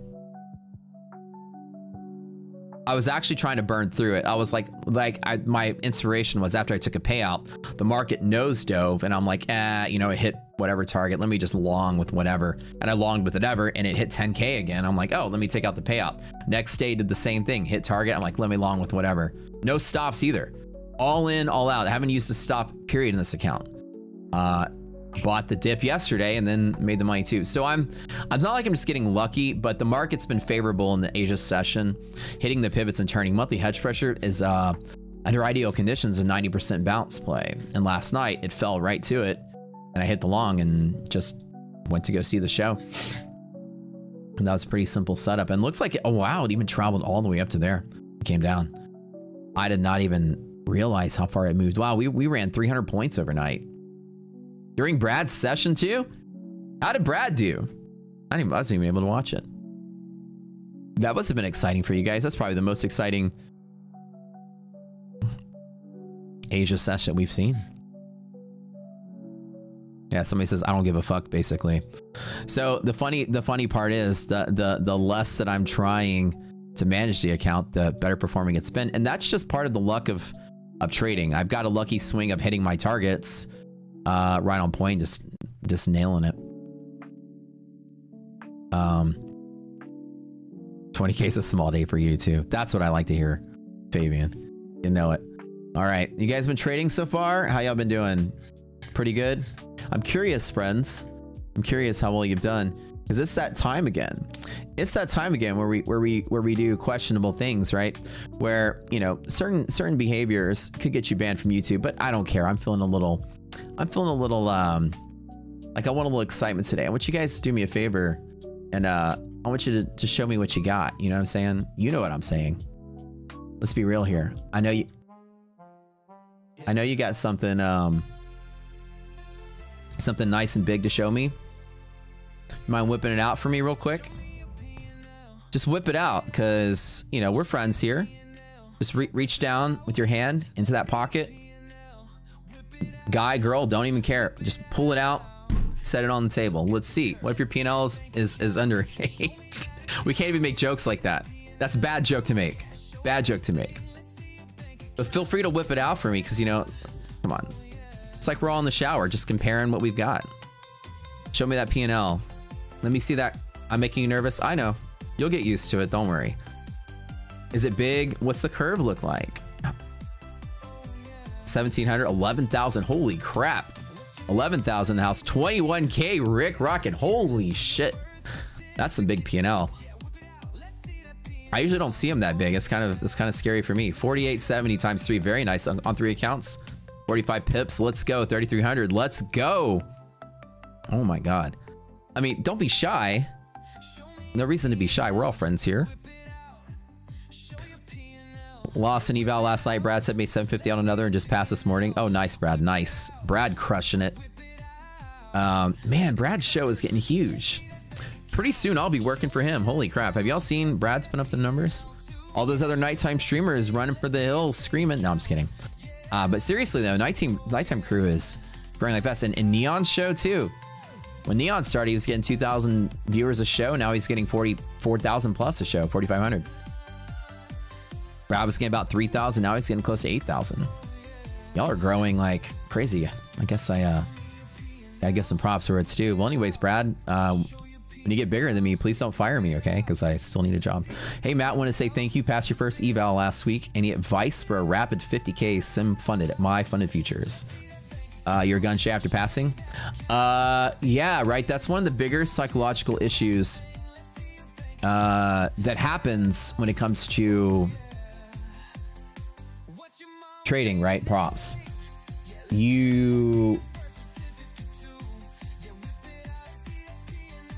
Oh, hold on one second.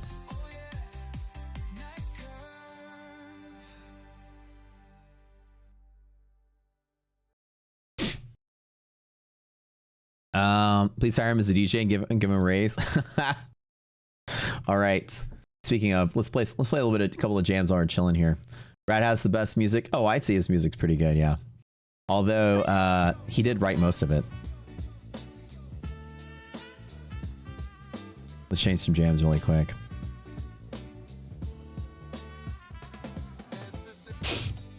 Wow, 1,500, 979, 600 USD at the open, 2145 across 3 accounts, 200 bucks. That's some crazy good P&Ls, guys. I'm glad you showed me. I was a little scared at first, but I feel a little more comfortable now that you showed me. You showed me yours, let me show you mine. That's how it is. 10,612 on the loan TPT account. I make 20K and then take out 15. That's how I've been doing it. Or get to 20, take out 15, leave the buffer. So I just took out a payout and then hit 10K again. And I like it when they cut you off at 10, but somehow the volatility jumped too high. They cut me off at 10,600, which I like.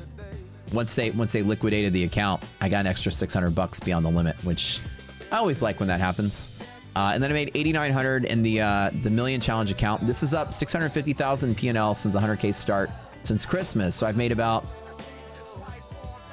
200 something thousand per month in this account, which is kind of cool. And then I got to 500 and took out 300 again and knocked it back down to 2. So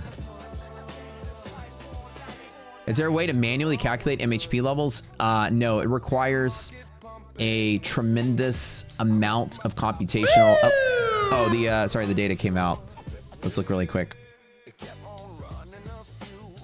Non-manufacturing PMI numbers came in a little bit slight miss, 54 and 54.8. I don't understand how it's so volatile here. Should be nothing. That's a pretty decent.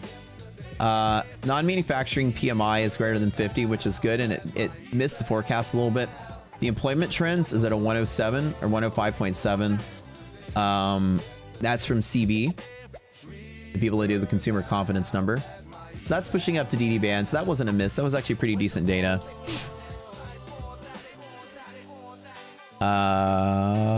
What else? The non-manufacturing employment is actually down off the previous 51.8. The index is now down to 45.2. That's pretty low, all things being considered.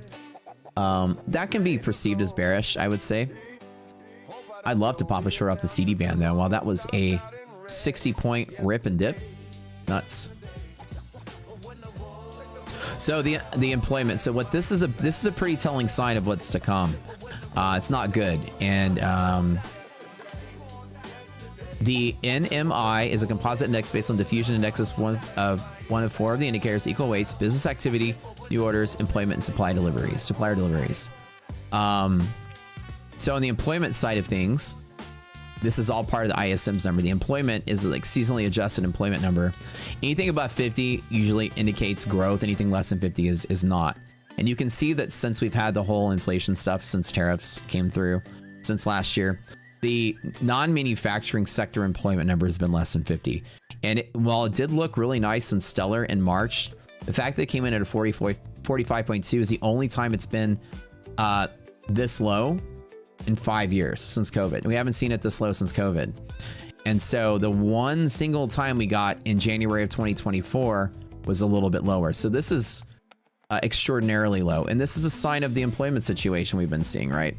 So I would say that this is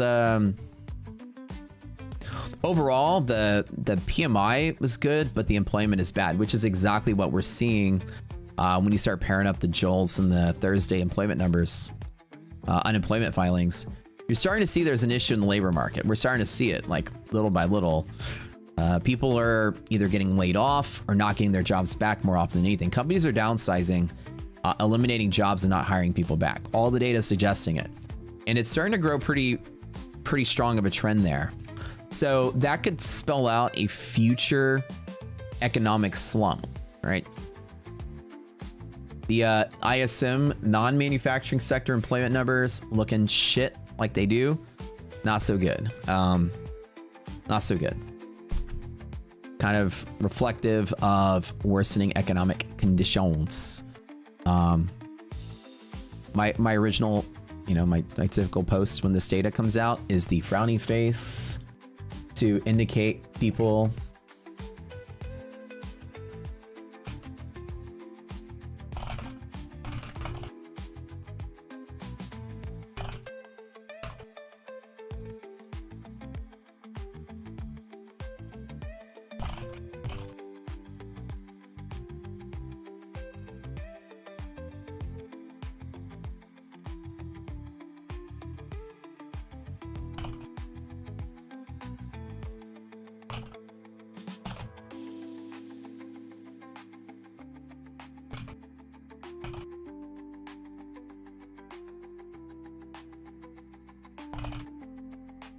well, it becomes a thing. Slowdowns in hiring, people losing their jobs to AI, and then companies just laying people off. It's a mix of all of it.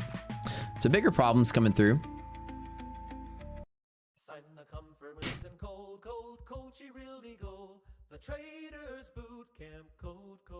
The boot camp song. That would have been a nice little short to grab, but I'm going to tell you from now, not trading this.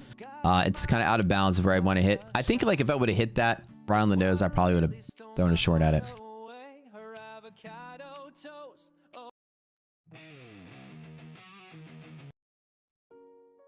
Let me mix this up a little bit.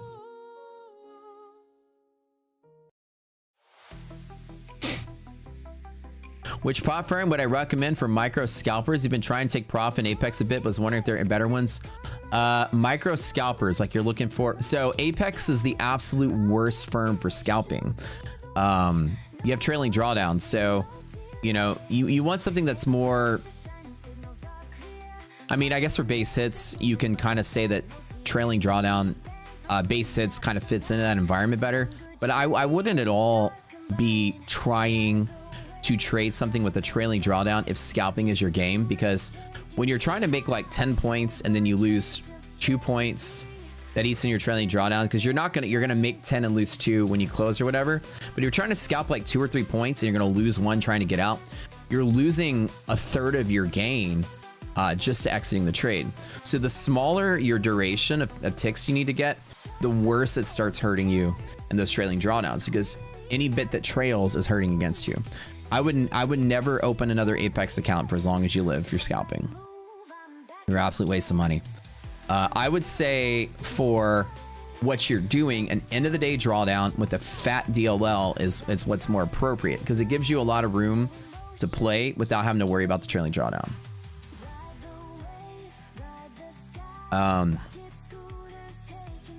Any of the firms that are in the Lucid / My Funded Future / Funded X category, the rapids, like something get in and out quick with the payout, those are all good. Apex's end of the day accounts, they don't rank well on prop score. So prop score, prop auditing agency that has the scoring, the Apex accounts for the value are just not that good. So let me show you this really quick. Using the default model on the min expected payout, which is the quickest payout you can expect to get. Anything on the scale of, the min model. This is looking at all the math together. If you look at the scale of all the firms here, Anything that's greater than an 8 is considered better than average. 8 is average on the scale here. 5 is, oops, sorry. 5 is considered, like on the scale of 5 to 10, 5 is a 0, 10 is the best. 8 is average. So the ones that are above average are going to be My Funded Futures, Take Profit, Funded Next, Lucid, Top Step, Tradeify. And the ones that are below average, this is sorting by end of the day. Apex is below 8, which means anything below 8 is bad. So theirs is not good because the drawdown per price is really low and the simplicity is very low. They have DLL and consistency on their end of the days. It's a total sham.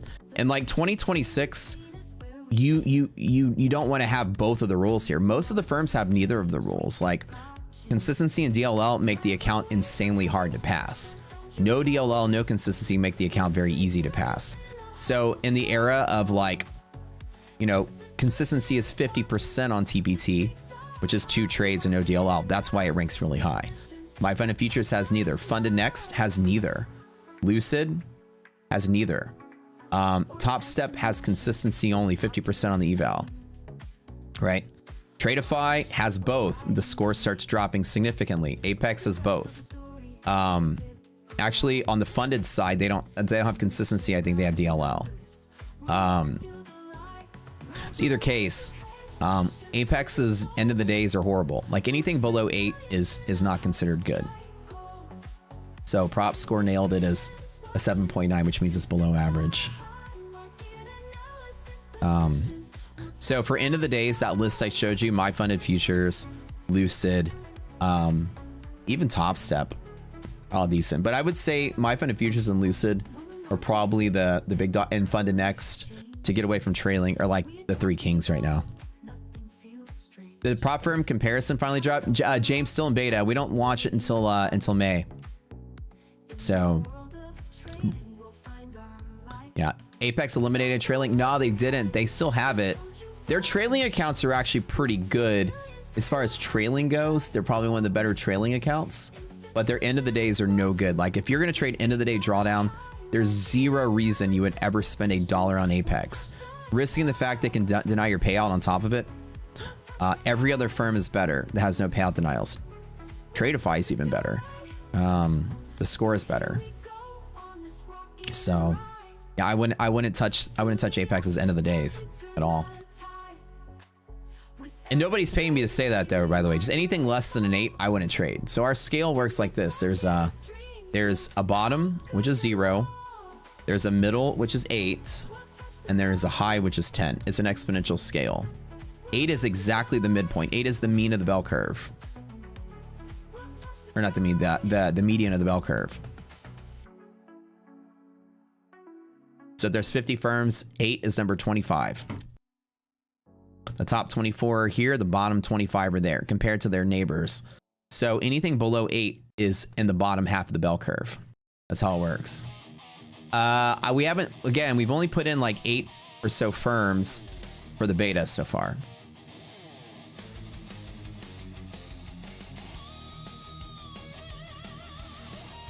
In your scorecard, you need to include news trading. And when they close the market, ergo arbitrarily close the BS, especially.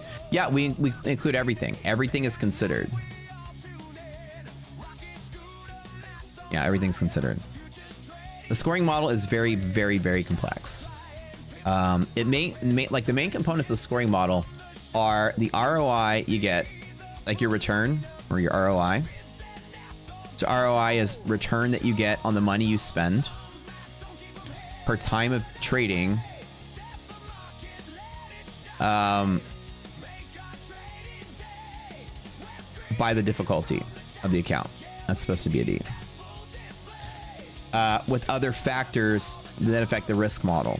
So the return that you're expected to get on the money you spend against the time and market against the difficulty of the account. So it's all balanced like this. Something that's cheaper and harder. Something that's like more expensive but bigger drawdown. Like they all 6, 7. No, they all have like a balancing act, right? So we balance everything out. For everything they give, they take something away, and we find out what that is, and we're looking at the balance all compared to everyone else. It's really the most sophisticated thing I've built. One of the most sophisticated things I've ever built. Between Tradeify and My Funded Futures for 150K account, which one is better? I love questions like this. That's exactly why we built what we built. Let's have some fun with it. Remember, it's beta, so if you're in the Rock Scooter Discord, you can participate in the beta. Let's compare the two, right? Let's go to the compare. Let's clear them out. Let's add, you said My Funded Futures 150K. And which one, Steph? And Tradeify. So My Funded Futures accounts, you're talking about the Pro 150K? Oh, there's no add to compare here. I have to do it. I have to look at it on the actual list here. So note to self, we need add to compare right here as well. Okay. Let's go back. Let's go. This is what the beta is for. Let's go down here.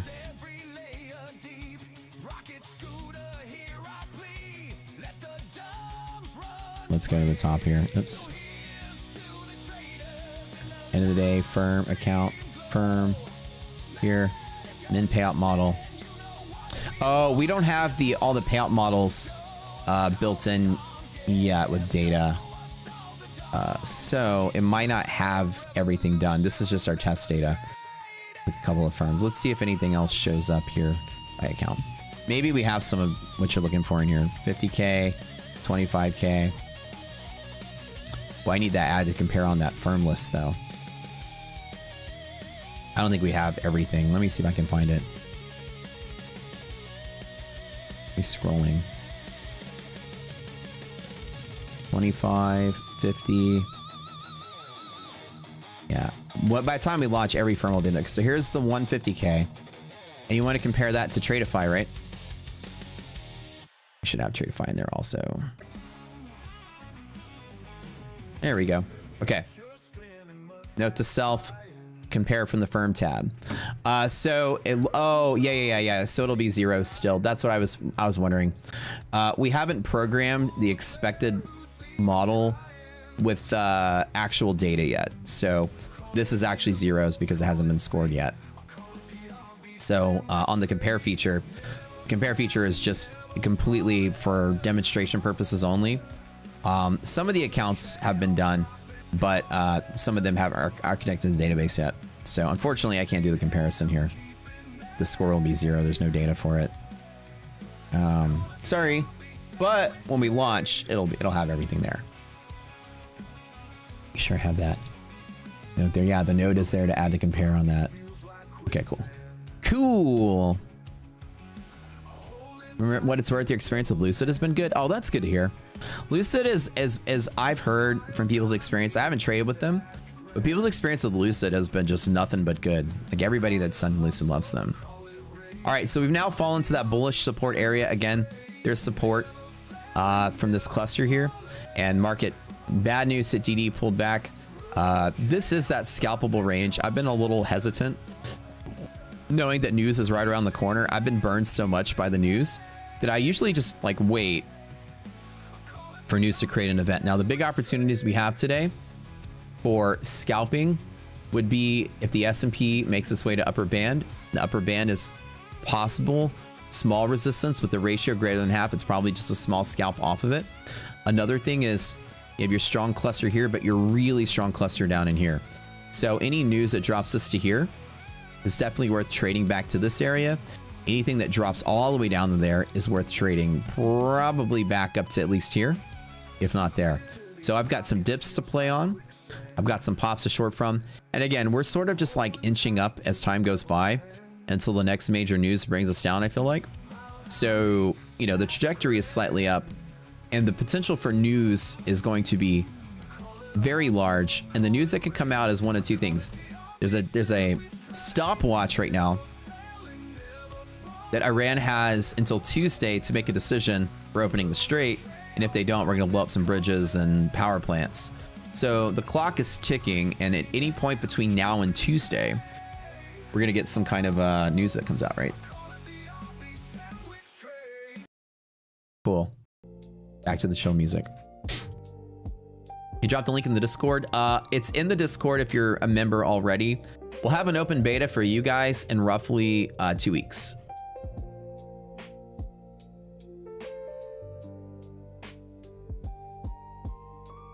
So in 2 weeks, you guys will get to access it.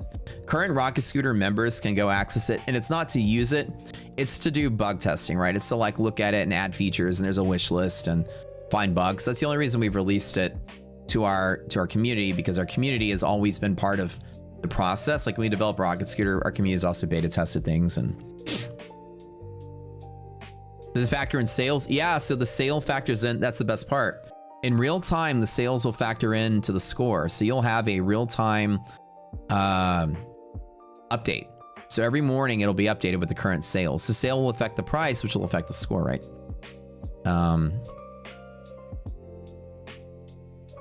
They didn't like that news. Oh, hell no, they didn't.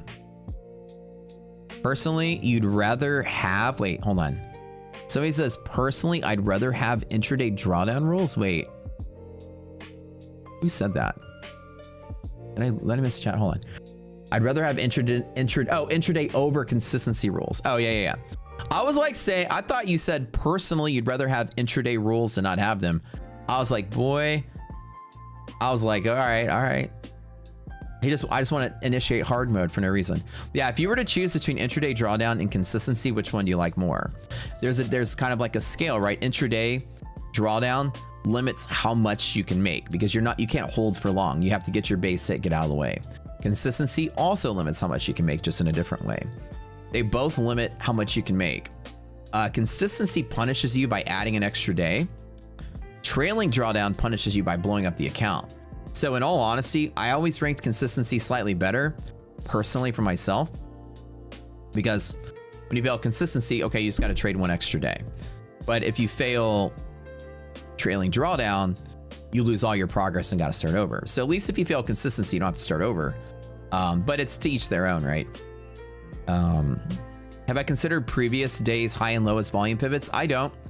Ramiz, you'll notice that if you do that, it's kind of random whether it works or not. Typically, when markets pivot, a lot of times markets will pivot because they hit like a buffer, and then they move, and that buffer, like on a volume profile, there's volume there. And so when it spends a lot of time there because there's a lot of resistance, then your low happens to be volume based because there was resistance. But a move that does this is not going to have a volume node to go with that. And the volume may be big because of the stop losses, but it didn't bounce because there's a buffer of order flow there to catch it. It just squeezed all the stops, and all the order flow was selling to market makers. And so this low won't necessarily be a good pivot if you return to it, much more than it would be. This low is a better pivot. So circumstantial, they're both lows, like in both examples, but this one has a reason to be a low. This one may not, right? So keep that in mind.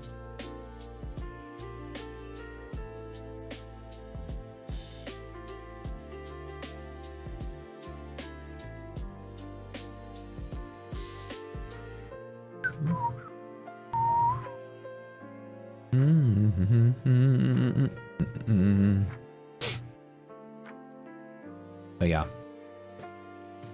that's my thought, right? And so if you just look at the chart, you might find that if you don't analyze the volume to go with it, it's probably going to be hit or miss. So what I would do with the strategy like that, it's not wrong to do that. I would look and make sure there's volume supporting that low. If there happens to be like a high volume node on a monthly chart, if you look at if you look at an hourly chart over a month period and you see there's a volume node there and it was a low, it's a pretty good chance there's going to be support there, like for the previous day. If it just swept very quickly like that, it's very unlikely it's going to have the entirety of Wall Street backing it up. Does that make sense, right? Always support candle data with volume as much as you can to strengthen your influence around it. If you're just looking at charts by themselves, you're missing half the picture. Your real question is, are there going to be traders there if we get there again to support that data? And if you look at it and it's a low volume node, it's very unlikely that it'll magically become a high volume node out of nowhere. So make sure you add volume to it, right? Somebody said, LOL, did you see how that loser just gave away 100 accounts? Who are you talking? Loser, what are you talking about? I haven't done a giveaway yet. Y'all want me to give away 100 accounts? Wait, what happened? Wait, what am I missing? That better not happen over here. Somebody says, what a freaking joke. That better never happen. Who are y'all talking about?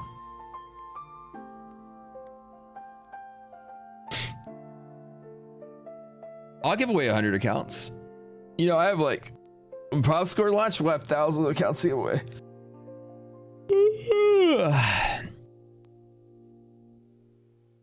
That's all right.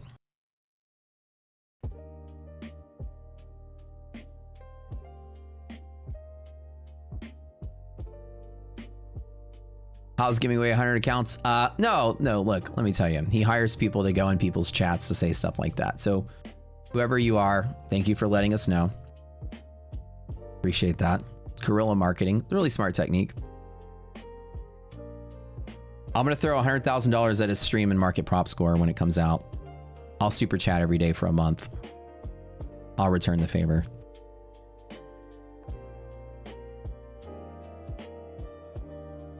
How's that sound? Guys, be smart. Come on, we're chess players here. It's just good marketing. He sent somebody over here to say that.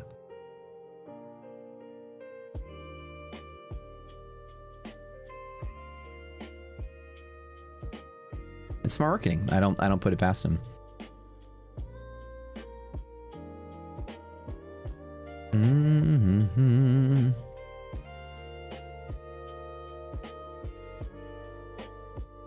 Bullbear, should you be allowed to be grateful for an account? Maybe a giveaway for people who've never won. You want to do giveaways right now? Speaking of giveaways, let's get started. Time to get started. I'm saying, should I send him $100,000 to market in his channel? Can I super chat $1,000 a day for 100 days? I'll do it. Actually, no, his community's not that big relative to where I should market for the dollar spin. But I would, I could return the favor. He super chats here sometimes for marketing something. It's smart. Not knocking him at all for doing business the way you should do business.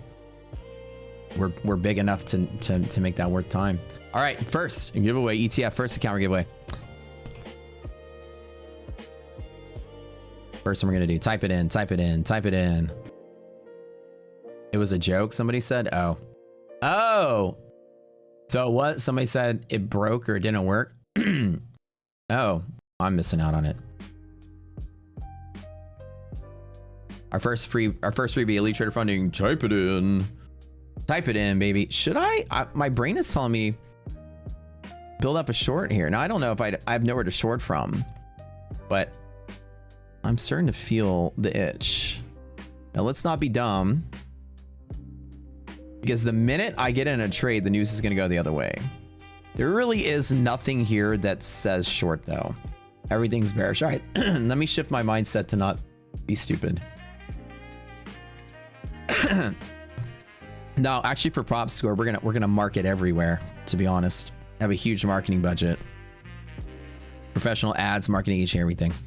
We're gonna go out there and you know, Prop Cop's gonna clean up the industry, baby. The Lucid boxes broke the site yesterday.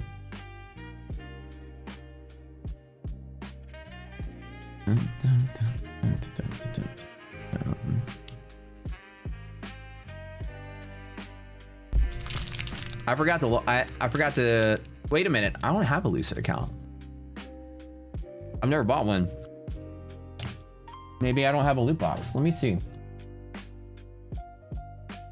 Let me log in. I've never bought a... Oh! I have one. Oh, I have an affiliate account. Hold on.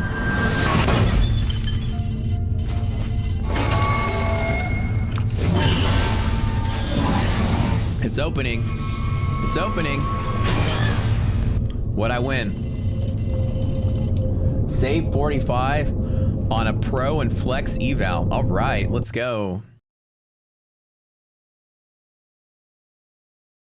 Ever heard of Hydra funding? I have.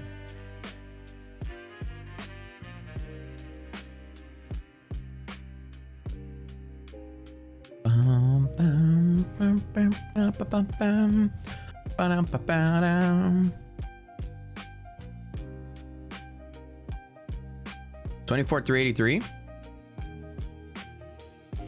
DD is right.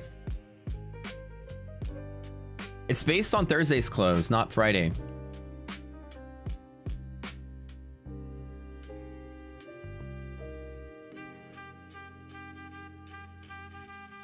I think we went over that in Brad's session last night. He calculated. Brad, these are right? The ones that the platform put out. When I'm going to hire you for the London sesh. Hey man, you guys remember when I hired Brad and Neon, I had to go through like 200 videos. So I got a bunch of video submissions for the nighttime streamer. I'm hiring. Okay, listen guys, I'm hiring 2 more streamers. One for the Euro session. So basically post midnight here. But I'm also going to hire Indian for India, from India, that speaks a language in the region. Okay. Seriously. Like, you're speaking Hindi, you're gonna meet my criteria.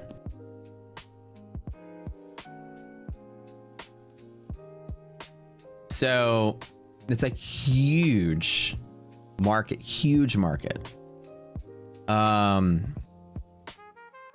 It doesn't mean, again, so here's how it works, right? Asia, we call Asia, but that's really like the China, Japan, Asia. And then the world spins a little bit, then you get to the India, Asia, then it spins a little bit more, then you get to the Euro sesh, then the Earth spins a little bit more, and you get to the US sesh, right? So after Brad would be India, and after India would be Euro. So Spanish, it's more like lining up with the markets, right? It's the exchanges and the communities. So it's really not like Spanish, like you're talking about like in Spain's time zone. Your 2 major markets are going to be London and Germany. So we're kind of looking for somebody that lives in that time frame. Lives in that area, like connects with those folks and that culture, speaks the language, right? Hello, governor. No, I'm just kidding. Rocket scooter stream. No, but seriously though, but no, like I think it's very important to connect to India more than anything. There's a huge market for props, a huge market for trading in general. It's massive, and you think ours is big. You think Pat's a huge streamer? You see some of these Indian streamers. These guys make us look small. There's huge trading culture. It's insane. I didn't know until I started researching it, and it's massive. Mostly into Forex, right? And CFDs is sort of like the trading style, but prop score is going to sort of grow into the Forex and CFD world as well to rate those firms also. So we kind of want to grab somebody that, anyways, so I haven't started hiring for India yet. That's the next step, but Euro for now. So if you send me a tape, a recording of you, 3-minute pilot stream, I will review everybody's submissions and we'll choose a Euro sesh. All right, fellas, ladies, it's that time again. You know the drill. I gotta play the good song. My name is Dave. Yeah, London, like I said, it's mostly for, you know, creating a funnel through pop score, right? So you'll have people that, the trader that's probably going to be trading CFDs or trading Forex or something, will have coverage around the clock. Unfortunately, you sound Australian. Oh, good day, mate. Hey, Australia is its own market. Australia opens before Asia opens, right? Australia is the first market that opens globally. Australia and New Zealand. When we go 24/7, that's the obvious next step. You'll be streaming right at Globex Open. Well, actually, nah. We just get Brad to stream an extra hour. But hey, who knows? How do you apply? For the Euro sesh, send a 3-minute video of you streaming to me, matt@rockzero.com, and I'll tell you some criteria. Number 1, it's a straight up pilot. I don't want you talking to me. I don't want you breaking the fourth wall. I'll just say, hey Matt, this is my video. Check it out. This is what I'm gonna do. I'm gonna put this here. It's a pilot. Pretend I'm watching your show. You're pitching your show to me. Show me your show. Talk to an invisible audience and present it like you're presenting a pilot. If you don't have a good camera, you don't have good lighting, you don't have a good scene, a good presence, if you're not professional, we're gonna say no. I've had so many auditions. One of the main criteria is a professional broadcaster. So you have the equipment. If you have a bad camera, you're gonna get axed immediately. I don't care how good you are. We're not gonna train a streamer. I want somebody that's already a streamer. You don't have to be the best trader. You just have to be an honest trader, and that's all that matters. But professional presentation. Good camera, good lights, good mic, good sound. So don't just film yourself with a webcam. I'm not gonna see your talent and say like, yep, this is the person. We want somebody that's seasoned and ready to go. So if you haven't spent $2,000 on a camera, we're gonna say no. Just FYI, so don't waste your time if you're not ready to do it. We have so many submissions. The first thing we do is we look at the quality and we go, we don't even watch the video. The last time around, we asked people right out the door. Because the goal, we didn't tell people that's what we were doing, but the goal is Brad and Neon are phenomenal streamers. They're both experienced broadcasters, experienced, talented speakers, and with the gear to go with it. That's a huge part of what we want. So, but send to Matt at Rocket Scooter. 3 minutes, you chatting. So CD is a magnet. Is a long a bad move? It's not a magnet per se, it's a limit. So if markets move towards it, you will see natural resistance off of it. When this ratio is greater than half, the resistance is not that strong. If it's less than half, the resistance is really strong. So it's not like the market sucks it towards it. It's just if the market is like overcharged and the rocket's shooting up, this is like the first place it hits where there is resistance. So I wouldn't say like the market wants to go there. I usually say the market doesn't want to go past there easily. Berto. Germany is 1 hour ahead of London. Yeah, this is correct. Right now, a real trader. Let's start over, right?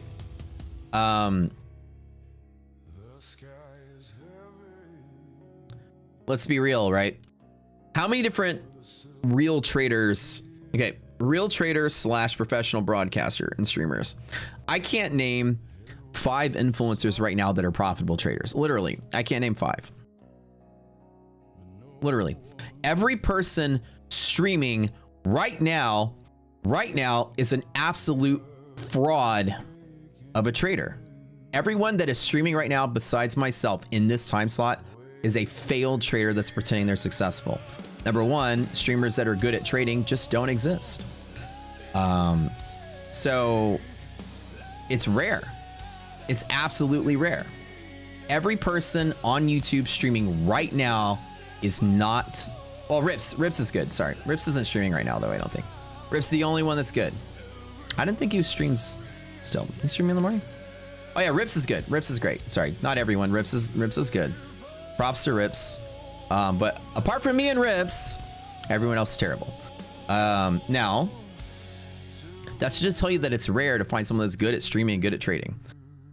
Spin the wheel one more time. It's rare. So somebody says, why not find a great trader to stream? Yeah, it's rare. They just kind of don't exist. I would say my list of people who stream that are good, Rips, Dakota, Brian, are all proven to be profitable. Other than that, no one else. What's up, babe? You want to watch it? Actually, no, it's good. Go rest. No. I can make it. I'm good. Yeah. Hey, all right.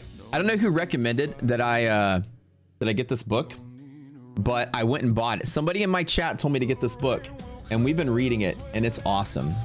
It's really good. I stole it. The Bill Bryson, A Short History of Nearly Everything. One of you guys told me to get it, so we got it. Was that you, Scott? Love it, man. Oh, it's a great book. Nah, I'm good, babe.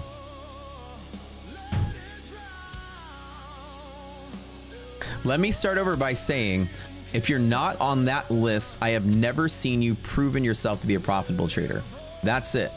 I've seen statements from Rips. I've seen statements from Dakota. I've seen statements from Brian, and y'all have seen mine. Nobody else, quit asking me this person, that person. I'm serious. Nobody else is a profitable trader that is streaming right now whatsoever. I make more money than all the rest of them put together times 10 trading. It's very hard to find a talented streamer slash trader. So they just don't exist. It's a skill set that's rare. Talented traders to begin with are rare, and to find one that's also a broadcaster on top of it's double rare. So it's kind of hard to find like another Rips or another Dakota. If they existed, they'd already be huge and big. They wouldn't want to work for me. It's like a double-edged sword there, or a catch, right?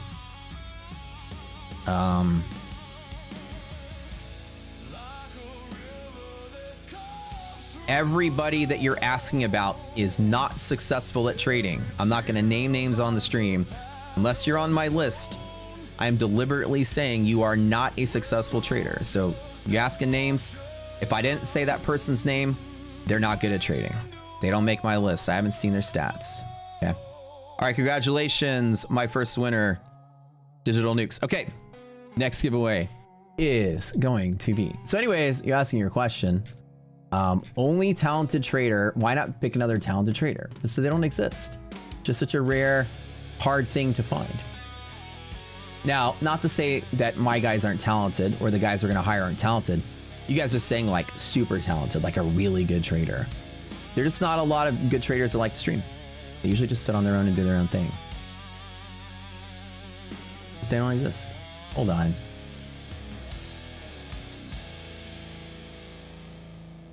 My Fun and Futures, that's next.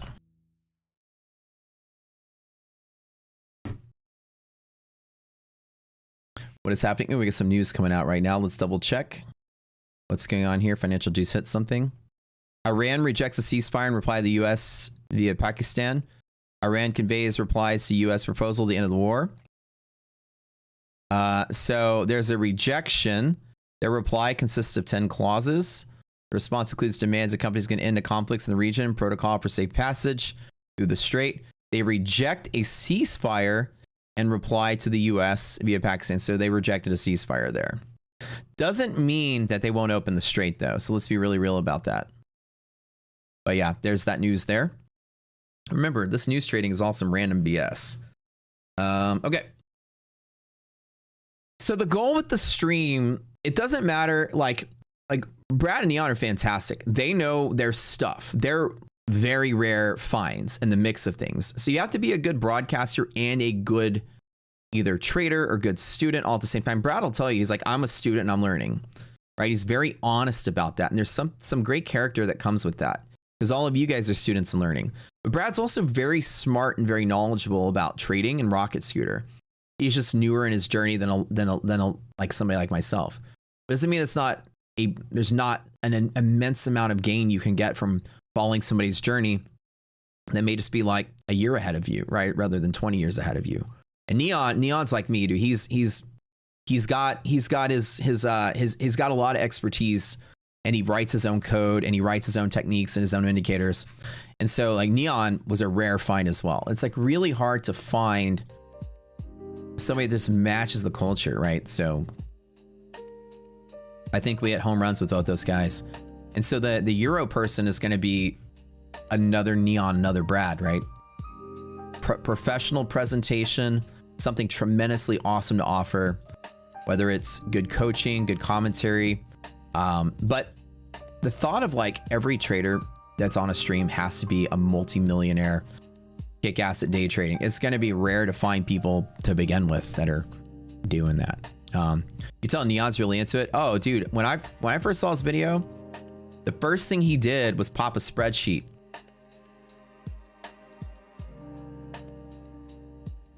Pop up a spreadsheet. And I was like, I like this guy already. He's like, let me tell you some of the data I looked at. I'm like, oh, data. All right, let's go. So I was like, this guy fits in. Speaking my language. But I just want to tell people, no hard feelings. Like I get a lot of submissions and I watch them and it's kind of like, Some of them are like, hey, Matt, this is my audition video. I'd really like to do the stream. I kind of want to do this thing where I do giveaways. I kind of want to do this thing. It's not an interview where I'm asking you to tell me what you're going to do. It's a pilot. So like film yourself talking to the wall. Like pretend there's a stream and you're, what's up guys? It's Friday. We're ready to go. You know what I mean? Like pilot show. So early, the first audition tape, I told people I would write them back and say like, hey, it's not an interview. It's an audition. You're reading your monologue and I'm watching from the audience, right? It's a pilot. Redo it. Now I'm not telling people to redo it because there's just so many submissions now. So I'm letting you guys know now. It's impossible to be profitable and get payouts from prop firms. No, not at all. I'm proof that you can be profitable in prop firms. I 5x'd my money and made over $1 million last year. Trading props. Just props alone, $1 million. Yeah, so redo it like and send it out if you want to. I want to see what your show is going to be like. You know what I mean? That's really important. I want to see it. I want to feel it.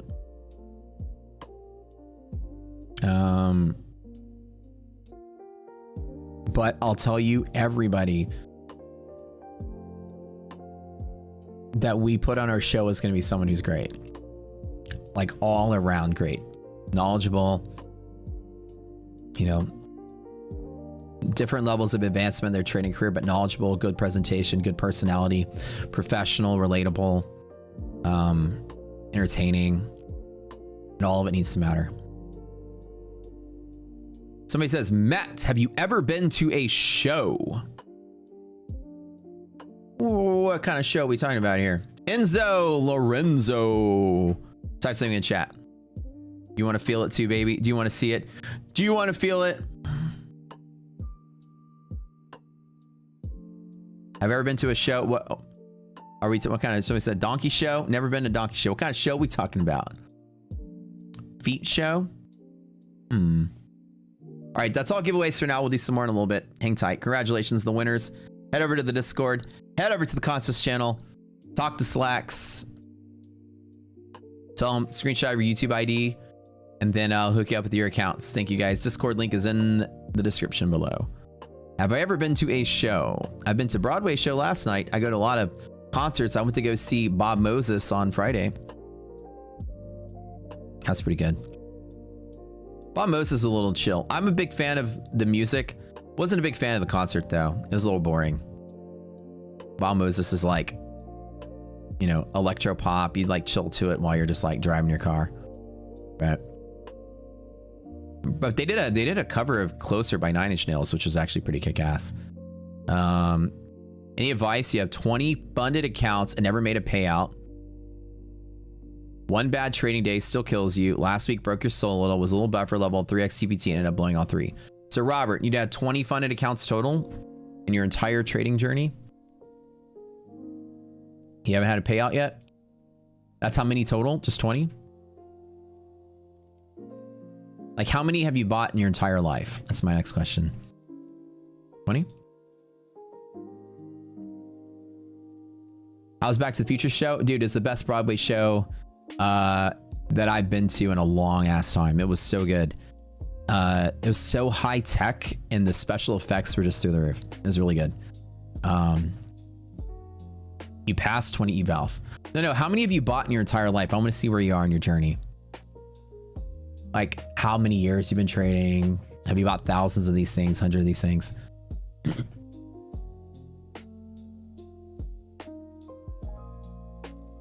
So it's just the chart screen and ourselves in the audition stream. It's a show, Umair. So like an example, it's a pilot. Like pretend like I'm scrolling across YouTube and I find your channel and this is what I would see if you were already streaming. Treat it like that, like I'm watching your stream. I saw Back to the Future, the Broadway show, bro. That's what I saw yesterday. It was so good. It was like really, really good. I've never seen so much high tech production in a freaking play before. They had a literal DeLorean that could fly. It was crazy. I don't spoil too much. Go see it. It's good. It's worth it. Like the whole time, IDOC and I are watching it like, like little kids. It was good. If you like Back to the Future, it's good enough. But if you like Broadway, you're just gonna blow your fucking mind. How crazy technologies come these days. They got every scene in that movie, man. They even got the clock tower, the electricity. They got the whole thing. Him speeding the car and knocking over the scarecrow. The whole movie is turned into a play. It was good. So somebody, so you said about 10 a month. Okay. About 400 accounts. So don't be discouraged, right? Props are going to have a really, really low failure or low pass rate anyways, a very high failure rate to begin with. They're going to be hard. Now, my first question to you are you copy trading? That's my first question. Copy trading is something you need to stop doing immediately if that's your problem. Learn to spread your risk out. So you have 20 evals that you pass, you have 20. Copy trading is like the biggest sham in props. It's designed to make you lose 20 times faster, as you're proving, right? So the goal is if you have 20 accounts and you got 3 or 4 pivots to play from, pretend that the market just nosedives today. Instead of trading all 20 of them like they're one account, trade 3 of your accounts here, 4 of your accounts there, 5 of your accounts there, and you just got 8 in reserve. So trade smaller batches of your accounts. If the market falls through here and falls through there and rallies up, you might have only blown 3 and profited on 4, which paid for the loss you took in 3, right? Copy 3 to 5. Yeah, even cut it smaller. I'll tell you, cut it. If you keep cutting it smaller until it starts working. When it comes to these prop accounts, if you had 20 accounts and you bought 1 full port, 1 full port, 1 full port, 1 full port, and this one makes money and these 3 bust, the one that makes money paid for the 3 that bust. As a matter of fact, the one that makes money pays for the 19 that bust. That's how it is with some firms, especially activation fee model firms, where it's like $20 to fail and $200 when you pass. All you gotta do is make a couple $1,000 to break even on the whole thing, right? So the cheaper they are, the more you spread out your risk, and even a martingale strategy makes you money. Apex got mad when I taught that strategy to people because it works very well in the Apex world. Any of these $15 accounts, just throw money at it and spread into one at a time. The one that passes pays for the 19 that fail. It's that easy to do it, even with no strategy. But spreading out your risk is the easiest way to start securing payouts, number one. The other thing is making sure that you are trading the right position size with the accounts you are trading with. So if you're blowing them up too quickly, cut your position size down very, very drastically, like a 1/5. You know, if you've been trading 1 mini, start trading 2 micros. Maybe it's just because you're not that good at trading yet. I don't know if you're good or not. I haven't asked, but a lot of people just aren't that solid as far as their risk management goes. So they tend to take a bunch of small wins and then take a big loss and lose it all. If that's happening, just cut your position size down and then go slow until you start getting the hang of this. And that could take another 6 months to a year before you start really getting solid at it, but you're learning your technique. Another thing is not trade in this environment when the volatility is high. Since December, if you've been trading, you're in an uphill battle. This crazy volatility and this horrible news-driven market is not going to, your strategy is just going to fail because the market is saying like fuck structure every day, right? The market's just going to up, down based on presidential tweets and stuff. Nothing you can do can work into that environment other than avoiding it, which is why I'm spending a lot of time avoiding it. This is a professional strategy. I know it's not sexy. You see me kind of sitting on my hands, not doing anything. This is what the pros would do, is avoiding it. And you might say, holy crap, I've made like 40 trades this morning and blew everything up. That's why I'm asking you the question, Matt. And what has Matt done? Apart from trading in the first 10 minutes, nothing. And so part of a solid trading strategy is when to avoid the market. And this is the absolute time to avoid the market. You're failing your props, slow the F down and just stay on the sidelines till this conflict kind of goes away and kind of chill out, or spread your risk out even bigger with one account. So the more the market's volatile, then start cutting your trade one account at a time instead of batches in 3 and 5.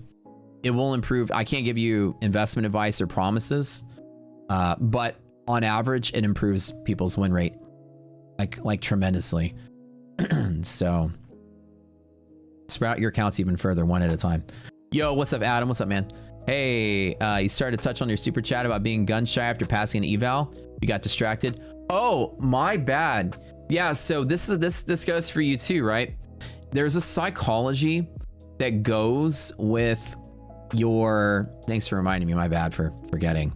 There's a psychology that goes with passing an eval and then, okay, now it's ready for the main stage. What do I do? And then you act a little different once you're funded. That comes from the fact that you feel more secure in the eval because it's cheaper and it's doesn't pay out. It feels like paper trading. So you don't take it seriously, and then you go to the eval, you go to the funded, you have to take it seriously, and therefore you act a little different. The easiest thing to say is just don't feel anything. It's hard to tell somebody to do that. How do you get over that feeling? The goal is to learn to get over that feeling.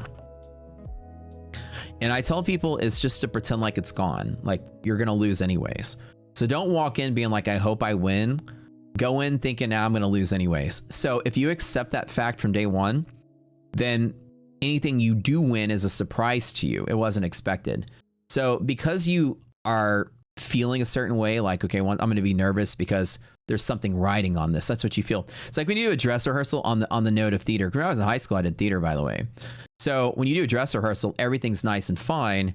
But then when you go out there on the stage and you look out and all you see is like a bunch of little tiny heads in the light, you can't see anything, but you see a million people at the same time, you're a little more nervous because there's something riding on it. Now people's opinions matter. It's no longer practice.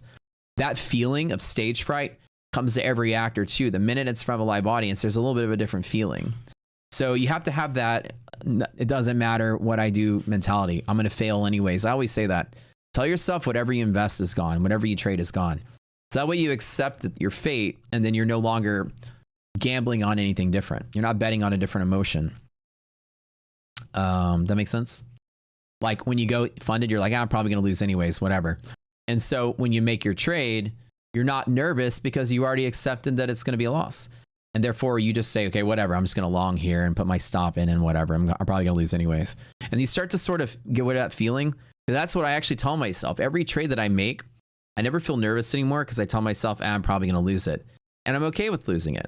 Like if I lose 10,000 bucks on some trade, I'm like, oh, that's cool. That's how much I was planning on losing. So it doesn't really surprise me. So when I'm in the trade, I never have that nervous feeling come out of it because there's nothing riding on it. I've already accepted the fate of it being gone. So that really kind of coaches you out of those feelings, right? So if you feel no different, then that's good. See, some people have a better, it's person, right? Person to person. Emotional stuff has everything to do with like your upbringing, man, all the way down to your childhood traumas. Like everyone is so different on how you were raised. Like you could have had your dad could have been like twice as hard on you and you may not realize that it's affecting your trading 40 years later. I mean, the shit that people deal with in trading is all childhood trauma. It really is. Everybody's so different from each other. So some people, they just naturally fall into the groove. Some people don't. There's no science to it either. It's just humans. You can't look at two people in public and say, I bet you that person's scared of heights and this one's not. You don't know which person had a brother that like dangled them over the roof when they were a kid, you know? It's like, you can't really tell who's gonna value money to where it's affecting their feelings differently than other people. The different circumstances, everyone's so different. So if that's you, everyone has the same goal, is to learn to cope with it and dial that feeling down to where it doesn't affect your decision making. You're always going to feel it. The unfortunate part is your traumas never go away. If you ever go to therapy, it'll tell you that your traumas are always there, but the control you have is like a volume knob. You could take your feelings, your traumas, and turn that volume down so low that you don't really hear it anymore, but it's always still there creeping. So you kind of have to train yourself that, yeah, whatever. Eval, that sort of nonchalant feeling you have at eval, it's just eval, whatever. If I fail, I fail. I'll just buy another one. It's that nonchalant feeling you want to have when you're funded. I'm probably going to lose anyway, but that's okay. Then we just make the trade, see what happens, and you're done. If you're like, okay, oh, now I'm funded. I got to make some money because I need to make some money and get a payout. Man, I've been losing so much. I need a payout. Well, you're now subscribing to a fate that may not happen. The odds are against you. So subscribe to the most likely fate, which is you're going to lose. And that makes it so much easier to manage, dude. And that's the same. I give that advice to everybody, and it's magic. Just go in there thinking you already lost. And then your trades, when you win, you're like, oh, cool, I won. You weren't like, I gotta win or else if I don't win, things are gonna be bad. And then you don't win. You're like, oh, I didn't win. God, I'm supposed to win. And then that hits you the next, that trauma starts to build up on top of itself. So winning should be a like, oh, cool, I won, not a, I need to win or else, you know. So if you start to like practice that way, every trade you make is you're accepting loss. Like remember this morning, I got that short, I was down 6,000. I said, I'm gonna hold it to 400. Short a few more, get out of the way. If not, if it doesn't reverse, I'll take the trade. If it falls down here, I'll get out of the way. And I already accepted in my head. I'm like, well, I'll be down about 12,000 if I'm wrong. Okay, that's cool. That's totally manageable. Fine. So if that would have happened, I wouldn't feel any sort of way. Therefore, my next trade, I'm not too scared to pull the trigger. So that's another thing is like when you take a big loss and you freak out and there's a lot riding on it, your next trade is affected by your previous loss. You go in the next trade and you're like, I lost last time. I don't know. You've seen me have days here where I've gone minus 20, minus 30, minus 70, minus 80,000, then 60,000, then 40, then 30, then 20, and then going up and making money and turning a negative 6K, six figure into positive trade, right? Positive P&L for the day. You've seen that. And that comes from managing that emotion. It's not like, okay, I've lost 3 or 4 times, man. I'm just freaking out. Nothing's working. The next trade, I'm like, completely unaffected by the previous trade. Somebody says they hate accepting a loss. Right. That's the hardest part. It's the Kubler-Ross emotions of grief. Have you guys ever studied psychology? Kubler-Ross, right? The 5 stages of grief. So accepting a loss and losing is dealing with those 5 stages of grief. You go through all the doubt, acceptance, the whole thing. So skip to acceptance right at the start of it. I could write a book on this stuff. Denial, anger, bargaining, depression, acceptance. So when you go in and skip directly to the acceptance part and you skip over, hey babe, denial, skip. Oh, yours was so good. Yeah, right? Yeah. I love mine. You skip denial. Like denial is like, this didn't happen. This didn't happen. I didn't lose. It's not happening. Anger is like, man, God, I'm so mad. Like I failed. A strategy didn't work. Like blah, blah, blah. And bargaining is the part where it's like, you know, you're kind of begging God to reverse the decision. Like, come on, God, please. I'm desperate, man. Like, just give me a win, because if you give me a win, I'll go to church more. I'll donate the money to charity. Like you do all that when you lose trades, right? Depression is when it finally sinks in and it's affecting your next decision. That's the depression part. You're now in a state from it. And you're depressed. And then acceptance is when like you finally accepted the fact and moved on. If you go into the trade already accepting the loss, you have skipped all the other stages of grief and you no longer have it traumatizing you when you lose. It's hard, but it's worth it. Now you want to make it manageable to where it's easier to manage that whole process. Just trade small and practice it with micros. Practice that feeling with micros. Like I said, I could write a book on this stuff, but it's essentially dealing with the same stages of grief you'll deal with when like a family member dies. You go through all the same stages when you lose a trade. It's almost like a family member. Money is meaningful to families at the level of family. When you lose money, you start to equate it with your family not able to eat and go to school and have things. It's just like, you know, any other loss in your family. So go into the trade being like, well, I'm going to lose. How much am I going to lose? Oh, the whole thing? Okay, well, all right. Guess it's going to happen. I'm probably going to lose this, but hey, here's my DD band. Let me take the long anyways. And when you lose, you go, yep, that's exactly what I thought was going to happen. And then you don't wake up the next day like freaking out, like, what happened? Because before you jump in, you accept the fate, right? And that's where you're trying to skip the four traumatizing steps of Kubler-Ross's 5 stages of grief and jump right to the end. Multiple green days, but your losing day is always big because you need to get back mentally. Yeah, that's another thing too, is like the I need to make it back sort of mentality. I tell people never say you need to make it back. Whatever you lost is gone and accept it quick, and never say I need to make it back. Like if I'm down 60K and I turn around and make 50K and I'm down 10, I never say I got to break even for the day, because I need that for like my confidence. That green is such an arbitrary thing. I don't need to overtrade to make it green. It's like, I didn't have a loss. Thank God, right? I accept smaller losses all the time and I'm cool with it. Like I'm down 60, then I'm down 40. I'm like, I'm cool being down 40. Let's call it a day. Accepting a smaller loss and not forcing yourself, like the being green for the day matters or anything, is extremely important too. Gabe says, accept your drawdown as a loss already and you preemptively grieve. There you go. That's it. Like you get over it first, you know? That's it. David with the $20 dono for bootcamp. Here's something for community as far as you're tired of blowing up evals. Going back to Matt's engineer speech.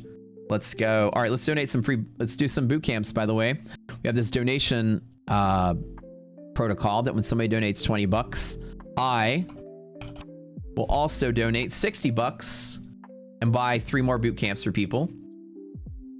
So if you've never been to my trading boot camp, it's $20 total, $1 a day, 20 classes. The most inexpensive trading education you'll receive in your entire life. It's everything from psychology, market avoidance, position management, risk management, everything.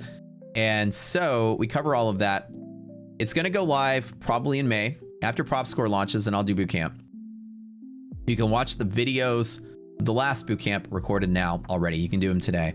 Watch 1 video a day. Live camp is going to start after Prop Score launches fully. Inside the boot camp, you learn the pivots. Yes, sir.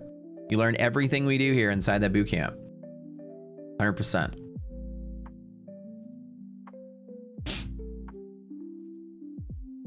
Do, do, do, do, do, do, do.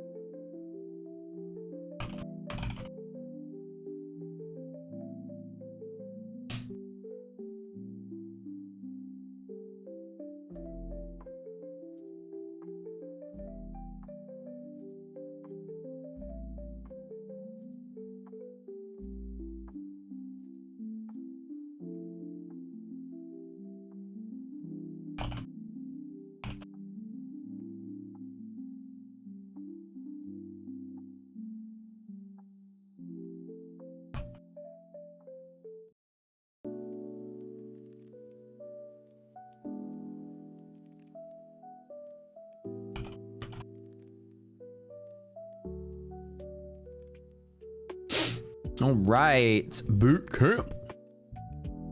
Boot camp and your $20 membership. That's the boot camp, David. That's the same. That's the same. The $20 thing is the boot camp. You can watch the videos and then come to the lives when we do them. Why do we pick SPY over SPX? They're gonna have pretty much the same risk distribution. SPY being as liquid as it is a perfect reflection of the risk in the SPX. But also, we can't necessarily, like, to get the SPX data and the IndexX data would be a tremendous overhead for the company that would significantly raise the price for Rocket Scooter for diminishing returns. Like, to cover the data cost for the CBOE stuff, your membership will be twice as expensive. So with the equities data feed, it serves the purpose for a more affordable price. Rocket Scooter doesn't have to be $250 a month for you guys. The SPX monthly hedge pressure and the SPY monthly hedge pressure would be pretty much identical. And in all testing that we've done, there's very little difference in where that risk is distributed. Because they're both so liquid, they're going to reflect pretty accurately what the market is. Like how that landscape is in one is going to be similar to the other. There's slight differences, but not enough to change, like not enough to warrant making the software twice as expensive. Any bootcamp members? You only got 19 videos on bootcamp? There should be 20. Hold on, let me double check. let me double check what we have over here, friends. Let me see. You go to boot camp new. There were only 19 classes. Oh yeah, I consolidated. I removed one of the classes. Yeah, there's only 19 now. We made it faster. Look at that. The old boot camp had an extra 2 classes, actually 21 classes, and we got rid of the how to use liquidity maps for stocks bonus class and the scanner settings bonus class. We consolidated that to get rid of it, to focus more on the trader funding program instead. So there actually used to be 17 classes with 3 bonuses on how to use the platform. Now the bonuses are not considered part of the bootcamp. They're publicly available now. So we took the 17 classes, we added 2 more. Trader Funding Masterclass. There's technically 19 total now. And there's no video indicator for ARB yet. So that'll be the 20th video, as Liquidity said. So when arbitrage, this bootcamp, we're gonna film one more video. You want your dollar back? No, I'm keeping it. You got scammed, deal with it. You get 19, I took your extra dollar. So ARB, this time around, we'll have one more video for arbitrage, which will be fun. So that'll put you right back at 20. $1.05 per class due to inflation. It gets higher every year. Where can we see the public available classes? These aren't classes on trading. These are classes on how to use Rocket Scooter. There were some videos that we had on YouTube for it. We took it out of the boot camp itself because it didn't make any sense.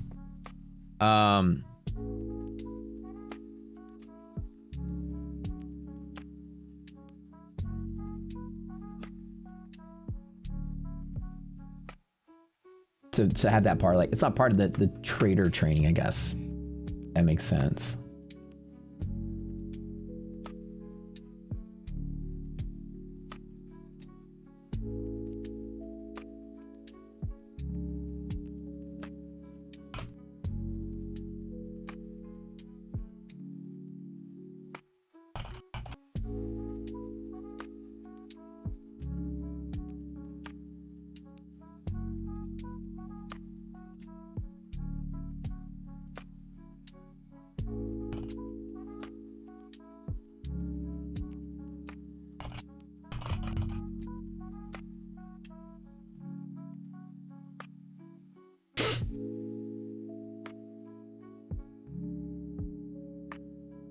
This market's gone pretty much nowhere since we opened.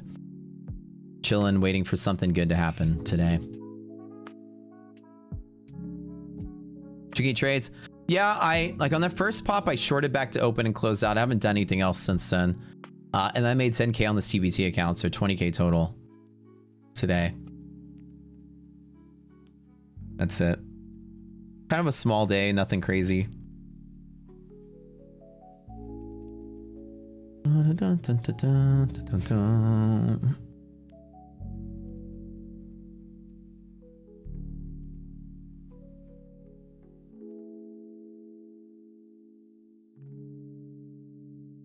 Apparently Iran has rejected the idea of a ceasefire as part of this agreement. They're like, nah, we're not gonna let that one slide.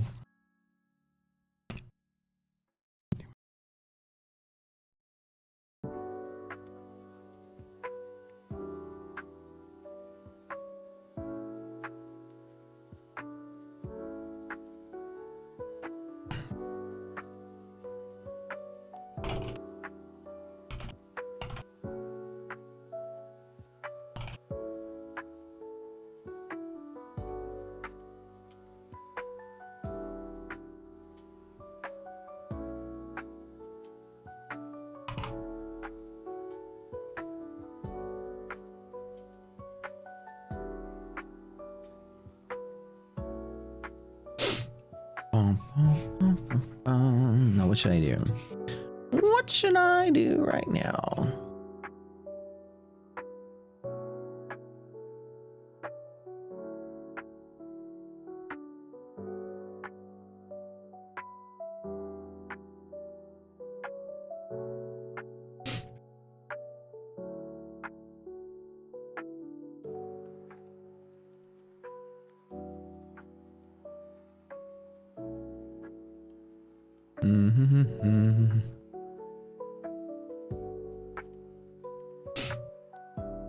If you started today and you do the next live class for 20 days, could I attend those live sessions? Yeah. Well, you have to pay for a month, a second month. So, okay, boot camp, ready to roll? You have to pay, it's $20 per month, so you can stick around and see the lives when I do them. It's only 20 bucks, man. But, so when your 20 days is over, you got to re-up for the month. All right. Did I see Hail Mary? Yeah, that's actually pretty cool. Project Hail Mary is pretty cool. It's different than what I thought it was going to be. I don't want to spoil it for anybody.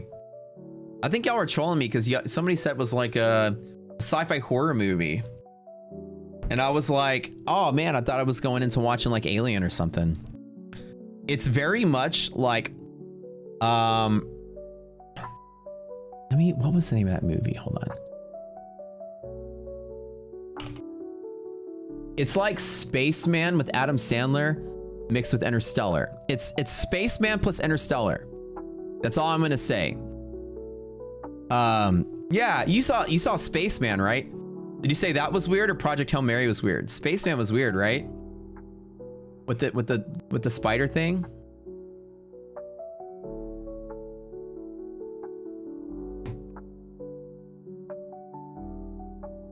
Yeah. So, Michael, the 369, first winner here. Think we close below the yellow line? It's kind of a toss-up now. I don't think we close below it now. The fact that we're consolidating above it, the only thing that's going to push us lower is news. I don't think it's worth having a short position anymore because the news of Iran not accepting a ceasefire hasn't done anything. But it's so much of a variable right now that I don't really believe in the structure holding. So it's kind of hard for me to make a judgment call. I'm really market avoidant these days, just waiting for things to kind of play out. Project Hail Mary was weird. He wasn't a fan of the rock thing. Like good, but not good. It like what made it weird. It was a good movie. I thought so. Once I finally subscribed to the fact that it was more of a like you know what, you like that movie we built a zoo, or we bought a zoo with Matt Damon. It's kind of like that. It's like a family friendly, feel good with corny dad jokes kind of thing, which I thought was an awesome movie, by the way. If you never saw We Bought a Zoo with Matt Damon, the soundtrack was written by Yancy, the singer from Sigur Rós, which are my favorite bands. And so the soundtrack was really good. And the movie was cool, but it was also filmed in such a like, you know, family friendly, you know, Disney movie sort of vibe with dad jokes. And so the Project Hail Mary, once I sort of subscribed my mentality to the fact that it was very much like We Bought a Zoo with like dad jokes and corny comedy, then I started to enjoy it. At first it was weird because it was like you expected it to be very serious, but then once I was like, okay, now I'm just watching a comedy, then it actually was a pretty good movie. Once I started just thinking I was watching like a family comedy, then I liked it. If you're looking for like an intense Interstellar, it isn't that. So I was at first, I was like, oh, it's kind of like Interstellar. This is kind of cool. But then it started becoming like, so for what it's worth, it was actually a pretty good movie. You like the movie We Bought a Zoo? Yeah, it's pretty good, right? The book was really good too, somebody said. The book explains a lot that the Hail Mary movie did not explain. Somebody says the book was really good. Oh, for that, yeah. So the movie was sort of like throwing too much of the comedy at you so that it kind of took you out of this whole sci-fi element. It became very almost like trying too hard to be quirky, you know, like Hitchhiker's quirkiness. It even like leaned into that a little bit, like super quirky space jokes and memes and stuff. The same author as The Martian. I feel like the book would have been more serious than they filmed Ryan Gosling, but Ryan Gosling actually played that part pretty well. I thought he was good in it. But is it worth seeing? Yeah, it's a pretty good movie. You're not gonna leave it like it was Interstellar, like with your mind completely blown, like, oh my god, this is just mind fuck. Or like that movie Gravity, you remember that one? Gravity just kind of blew my mind too. It's a corny feel good movie. I'm gonna redo if nobody claims this. Does my prop site factor in commission rates? You trade your first fund index account and got commission rate as 2 times Lucid? What do you mean the commission rate? Can you explain that?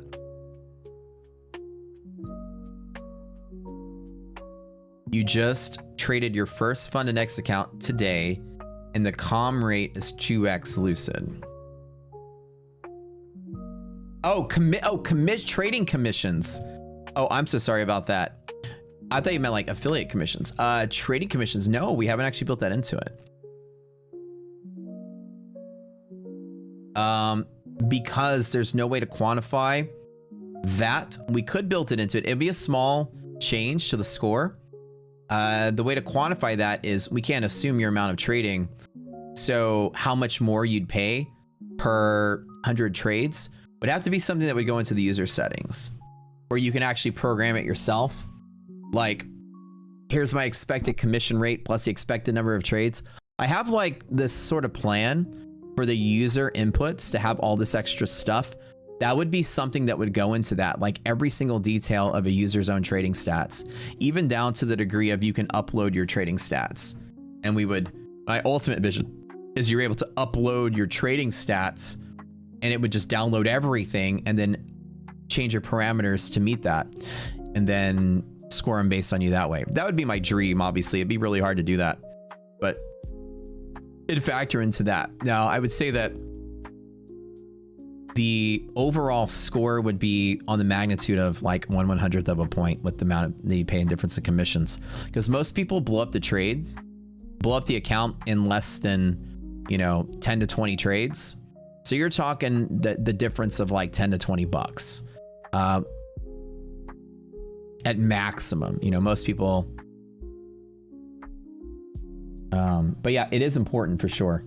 But there's just like no way to generally quantify it when comparing firm cost, unless we assume that you're gonna make a certain amount of trades. Okay, so it looks like, ladies and gentlemen, it looks like the landlord has accepted our terms for our space. We've come to an agreement. We are getting our LOI today. The fitness studio, we got it. Fuck AT&T. I was fighting with an AT&T store to get that space, and I got it. There we go. Get out of my way, AT&T. Although I love AT&T, it's a great company. But we were neck and neck with an AT&T store, and we won the space. That's fucking right.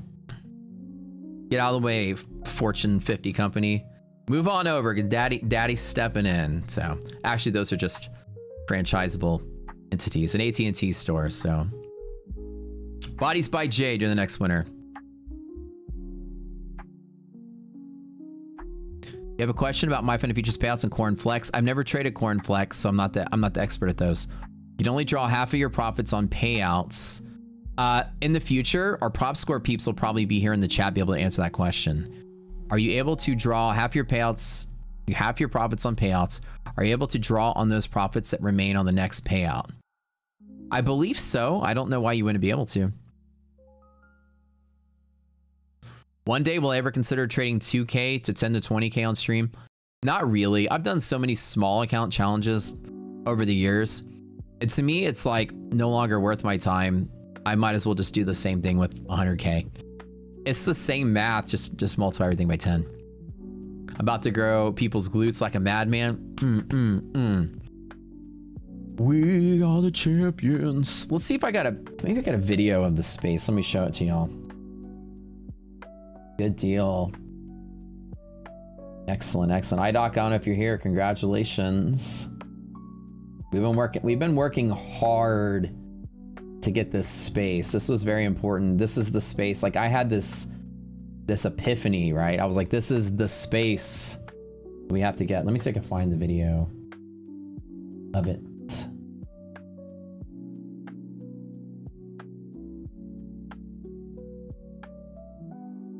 Oh, here it is. Okay, let me post in Discord real quick.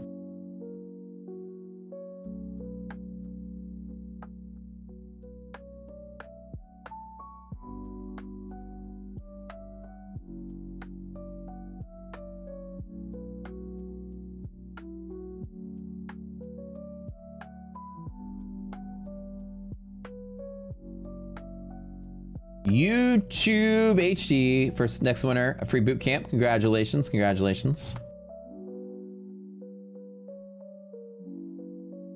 Let me show you all the space.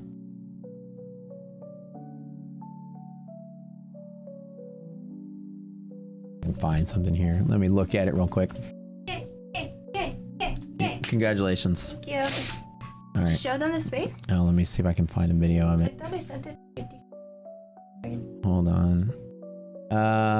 I got the ones I did. Hold on, let me review them. The lot is mostly black.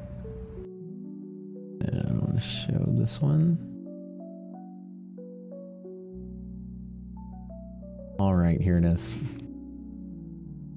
This is our space. So it's kind of cool because it has this like triangular shape to it. One of the walls is not a 90, so if I were to draw you guys what it looks like, the space looks like this. And it's on the corner, and there's like a major highway here and a major street here that has 100,000 cars that pass through that intersection a day. It's massive. We're gonna have signage here, here, and here, and it's gonna be massive. And there's like grocery stores and freeway. I mean, it's like the perfect spot. And there's this whole sort of like thing here, and it's 2 stories. So we got the corner lot right on the end there, or the end lot. That's us. So this is the space on the inside. So congratulations, babe. Here it is. That's the space. That's ours. Well, will be ours. Yes, we did. It's perfect. When I saw it, I was like, we gotta have it. This is the space. It's got everything that you can want. Anything that you could want, like for this kind of business, it's just, it's perfect. It's foot traffic. There's ample parking. It's next to like Everything. fitness style brands. There's food. There's all kind of stuff. So when I see something that I have to have, I'm like, I have to have it. This house was the same thing. I was like, I gotta have it. You're more of a visionary than I am. The minute I see talent, I go, that's it. The minute I see something that works, my brain puts all of it together. I think I have an eye for seeing. And when I found you, when I found you on You forgot this one. this one right here, I know how to pick them. Yeah. So of all the spaces we looked at, I go, no, that's the one. I know it. That's the one. And you weren't sure at first. Yeah, I actually drove by that space several times, and I was like, I don't know, the parking. And then you're like, no, that's it. And I said, like, make a list of the 10 things that matter to you and check this off. Does it match whatever? And it matched all of them. And I was like, see, that's how you know it's the space, right? Because it matches everything. All right, we are pulling back below yellow. Maybe a little selling pressure here. I'm not going to buy the dip. Resilience is not strong enough. It's just now an 8 on NASDAQ and a 17 on S&P. I'm just sitting out. Nothing here. Do I want to long this from here? No, I would actually long it from a lower spot, maybe a liquidity pocket.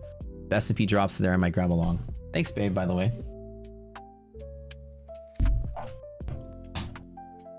So the fact that we got that huge space is pretty cool. I was going to open my my Vietnamese drip coffee shop next to it, but instead we're segregating our portion of it and leaving the other space open. And I'm going to move my coffee shop to somewhere that I can get more space for cheaper, any more populated area, or that kind of thing. So we are rushing this coffee shop idea I have. Her family's coming over today, and we're gonna go look at spaces to get it. We're getting 2 retail spaces at once. I know I'm a madman. I'm building 2 separate businesses at once. One is a whole fitness thing that is a franchise, but the other one is a concept I'm creating so I could be the franchisor. I'm creating a concept that I want to franchise to other people. So I'm building both of those at the same time. She's gonna be doing the fitness stuff. I'm just a business partner, the business side of the business. All right, how many boot camps is that? Is that all 4? Hold on. Dorsock, Bodies by Jade, YouTube, Anime God. Congratulations. Okay, winners. Go to the Discord, go to the contest channel, talk to Slacks. You know the drill. Send him a screenshot of your YouTube ID and he'll hook you up with your boot camp. Congratulations, winners. Trump just yapping right now. Let him talk.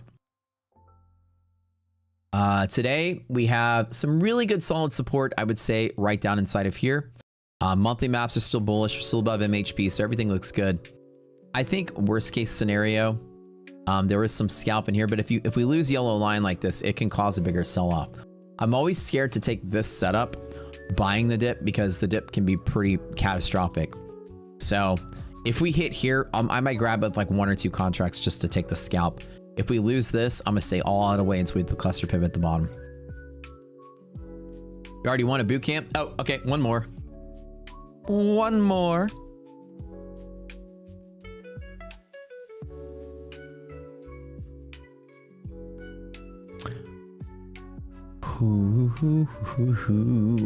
How come you no longer do the 80% of the days close above the line level? Are those no longer valid?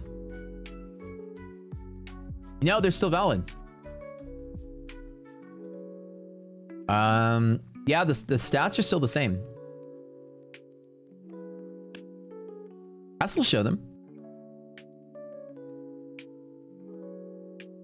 On some of the Dallas Fort Worth area. Yeah, so when we start opening this, the idea is we want to build this as fast as possible.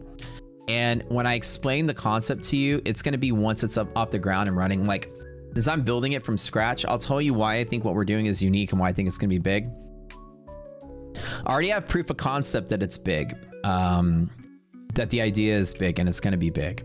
So hopefully we're the lucky folks that ride the wave while it's big and getting bigger.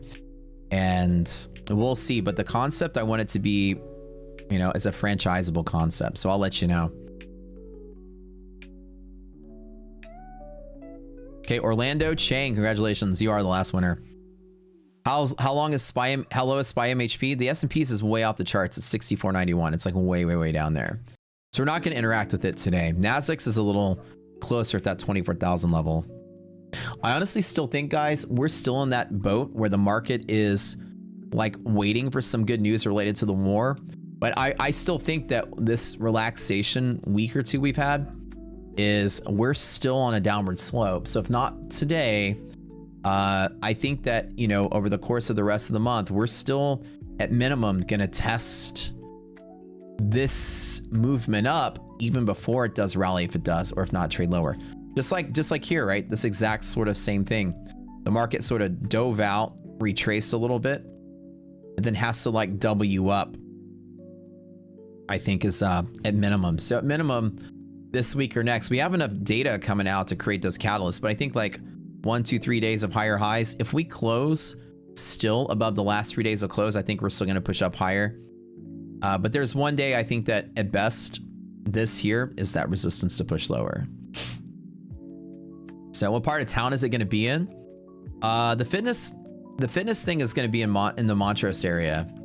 The coffee shop idea, we're gonna hopefully get in the Heights is where we want to go. So that's where we're actually going to look. As soon as I get out of the stream today, I'm going to go. We got a whole list of places we're going to look at.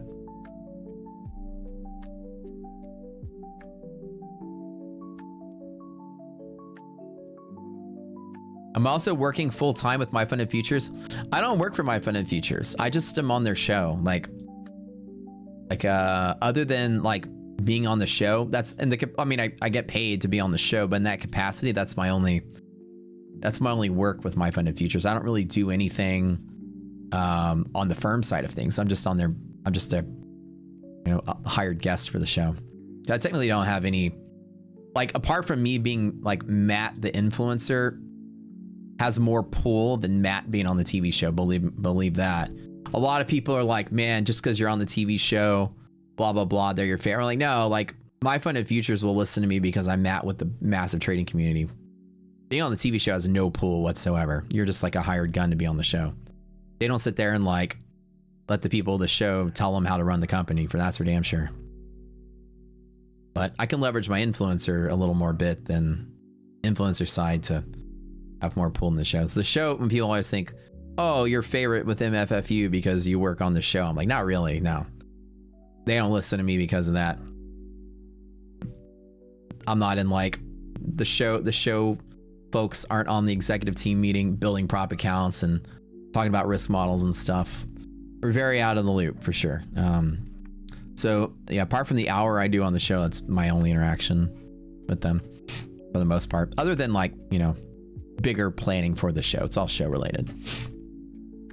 The contest didn't go through. They pulled the plug on it and asked us to redesign it. And Ash and I don't want to do that. So Ash and I had designed this awesome thing we wanted to do, and they were originally okay with it. We pitched it to them, and then once we were going through the second round of pitching to legal and everyone else, they hesitated. And let me tell you the reason they hesitated. They were like, can't we do a contest and make it a free entry? And we're like, well, how are you going to pay out prizes? They're like, well, you know, free entry can be accessible to people. And they're like, well, how are you going to come up with money to pay people? Like Tradeifys wasn't a free entry, you know? People aren't going to do anything unless there's prizes. Nobody's going to come in here and voluntarily trade for a contest to be on a leaderboard. I've been in this business long enough to know you guys aren't going to touch a trading contest unless there's a prize attached to it. So we either convinced them like, let's do it with the prize. There needs to be an entry fee, yada, yada. And we redesigned it once. And then they were like, well, now that there's a fee, will it take away from the gross general sales? They pitched a case to us that said, you know, if people are buying the tournament accounts, they're not buying the same amount of prop accounts. And therefore, it could hurt the business. And I don't know if we're comfortable with that. When they finally sat down, Leach and everybody were like, I don't know. And I was like, but everyone that's done it has made a fortune off of the contest. They weren't comfortable with sort of the idea that you guys would be distracted from buying the normal course of action of what you normally do, buying a whole new product, which in their defense it's a good, you know, thought, because as a business, it's kind of like I'm going to a hamburger shop and say, hey, can you add like some tacos to the menu just for a little bit? They're like, well, how's that going to affect the burger sales? And then we become, because it's such a big thing, and if this takes off, then we become a tournament company, and then our sales are split between two different business units, and then it kind of disrupts the business a lot more than we thought. And then we're like, it does make sense from a business standpoint. I still said, yeah, but still go with it. The Tradeify's business didn't change because of their tournament. But in their defense, you know, that it's a good thought to have, because if it turns out to be a huge successful entity, then they become a trading league company rather than a prop firm, right? Then it becomes a whole separate business unit, and it does make sense. So what we're gonna do is pitch it to other people instead of my funded. And when Prop Score is over and done with the release, I'll probably shop it around elsewhere. So Ash and I designed a day trading esports league with teams, with coaches, with competitors, with leagues, with ranking through the leagues, you know, silver level, bronze level, gold level sort of thing, just like competitive gaming. And it goes hand in hand with prop firms. So we will find any of the 50 futures firms out there will buy up on this offer. There's no doubt somebody will take us up on it. But my funded futures was like, you got to find a way to make it to where it's a free entry and we still have big prizes. And I'm like, there's no way to do it. So they want us to redesign it another time, and we're just like, so we'll have to find someone else to host it. You bring the McRib back every now and then to keep things exciting. I agree. I honestly, that's the standpoint I have. But like from their perspective, it does make sense, right? Because, you know, they have their own streamlined focus of the business, and it's totally understandable, because it is a risk, because what we were posing is a 2-month long league that revisits once a quarter, you know? So it kind of became a more permanent institution rather than, you know what I'm saying? Than a one-off tournament. One-off tournament would be a little bit of an easier sell, but we sold like a permanent thing. The idea is this is constantly going to be going on. And whether we go with it or not, we could still host a big tournament if we wanted to, but the thing we built was something bigger than a tournament. I'm probably going to pitch it to Brett next. So we'll see if they like the idea. Tradeify loves stuff like that, so we'll see. It'd be fun, right? Like a competitive trading league. Oh, like who are the pros? Who's in the diamond tier? Who's in the bronze tier? You know, like it shows longevity in trading. Which team is the better team? So much fun. I think it'd be fun. All right, we are pulling back a little bit. Is there a long entry at play? Resiliences are still okay. I am not sure that we rally further from here. I'm still thinking that we do get that potential to sell off pretty hard this week. Lucid, yeah, I think Lucid would like it as well.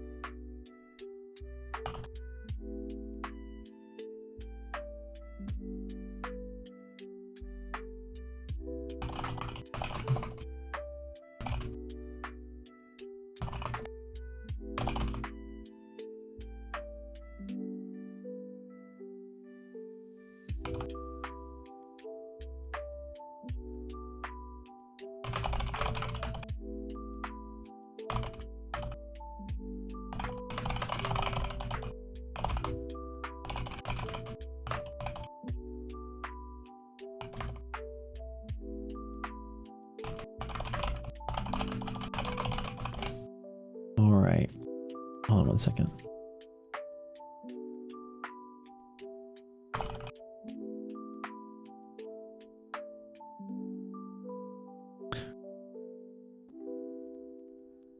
Hold on. Wait. Somebody in chat is spamming about making 58K following some guy. Wait, in chat or in Farina? In chat or in Discord? Where is this at? Buying the boot camp, Adam. Oh, cool. Welcome to the boot camp team, my friend. A new firm called the Prop Pit. Their models for evals and pay when funded. Yeah, Keith Matthew. How much faith do you have in Scott Trieste, my friend? Prop Pit is owned by the people that built Fast Track. So I've been hearing a brand new, less risky model. No, Farina, what are you talking about? In Discord or in chat? What am I asking you? Where I need to look?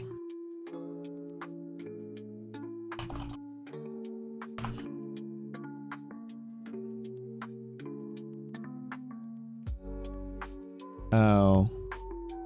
In chat?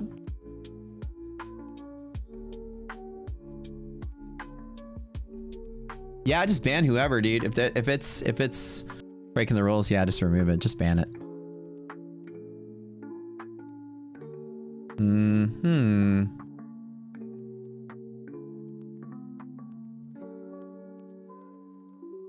So it comes down to how much you believe Scott has changed his... Remember, they got rugged because, you know, they went insolvent. It happens. Let's just think of it like this. It happens with bad planning. And did he learn from his mistake or his bad planning and become a better planner? That's your real question. In all honesty, it's not like he was stealing money from the company or something like that. They flew too close to the sun with a really bad risk model. And did they learn their lesson and come through with a more, you know, favorable model? It's not like they had a history of screwing people over. From I remember, I never dealt with them, so I just remember from what you guys said. They didn't really have a history of screwing people over while things were okay. Just at the end, when things became insolvent, they could pay anybody else. And that's a circumstance of what happened with you know, their business planning. In general, I don't think I remember people doing anything but praising Fast Track up until the last minute when they pulled the plug. So Somebody said we weren't spamming, we weren't selling a signal service. I have no idea what the fuck you're talking about. Somebody is butthurt. Who are you? Are you talking to me? I have no idea what you're talking about.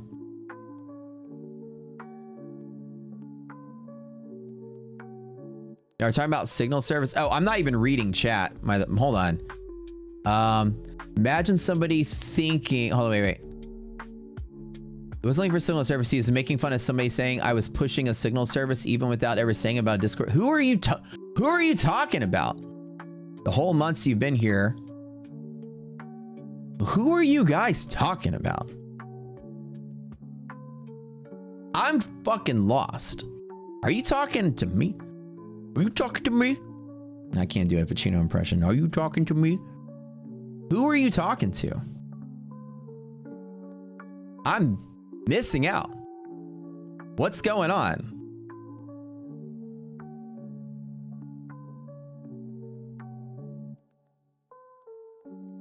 You lost all 3 accounts at 4 a.m. because of that? Yeah, so Nick comes down to like, here's what we're gonna do on prop score, right? Every firm is gonna get rated on the merits of what it is, and there's a fresh start for everybody. You know, it is obviously known that Prop Pit is owned by the same person, but it is a different company with different people managing it. Will it be good? It got praise from Matt Leach. He actually said they're innovating something. I don't know if he's being sarcastic or not. Matt sometimes is sarcastic. It's hard to tell, but he did get some props over the weekend, so they could be doing something new. Maybe he learned from his mistakes, and who knows, maybe it can turn out to be one of the bigs. Not really sure, but it's up again. Remember, that's your risk to take, right?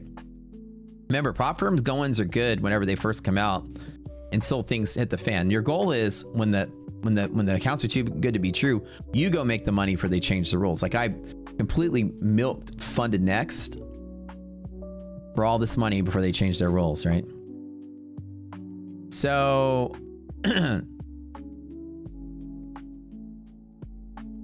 we never mentioned a signal service.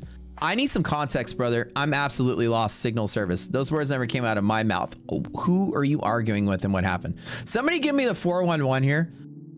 I kind of would like to be in the know. What's going on? Who did what? Who said what? What are y'all talking about?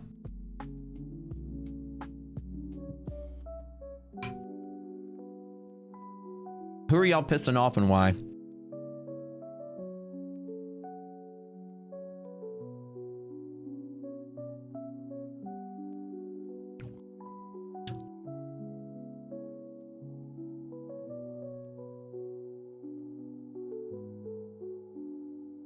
They never mentioned any levels. They were talking about the boot camp a bit, and they said C. Wisdom wasn't here because he did good last week. Nobody mentioned the signal service. Oh, okay. Oh, okay. Okay. Well, that's right. Oh, don't anger Farina. You can't. You got it. You can't. She just doing her job. Remember, the prop cop, the chat cop. You gotta make sure she's just watching. That's good. No, nobody did anything wrong. She's just looking out. She's making sure that people aren't coming in here spamming you guys with random crap. She's protecting you guys. She's protecting you guys. Is Rockets going to be available as an indicator on TradingView? Yes, it will be this year.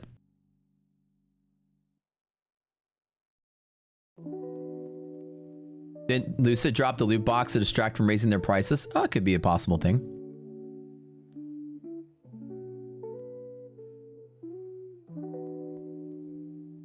Oh, okay, okay. That's cool. Remember, if there's nothing wrong with it just means that people are looking out. So carry on. We're allowed to ask a question and figure out what's going on. What's about a signal service I want to join? I like to join too. That'd be fun. All right, let's move on. Yeah. Within, reasonable. Like, we're reasonable about everything. We don't just ban people. We ask questions, right? If we don't know, we ask questions. That's good. I need that. We've gotten so big. If we didn't have people looking out, it would be a madhouse here. And we have so many people in this chat, so many people in the streams. That's good. I was kind of lost. But, yeah. Oh, yeah. Farina will bust some heads.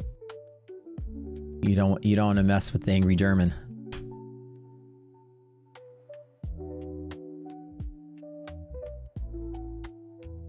Show.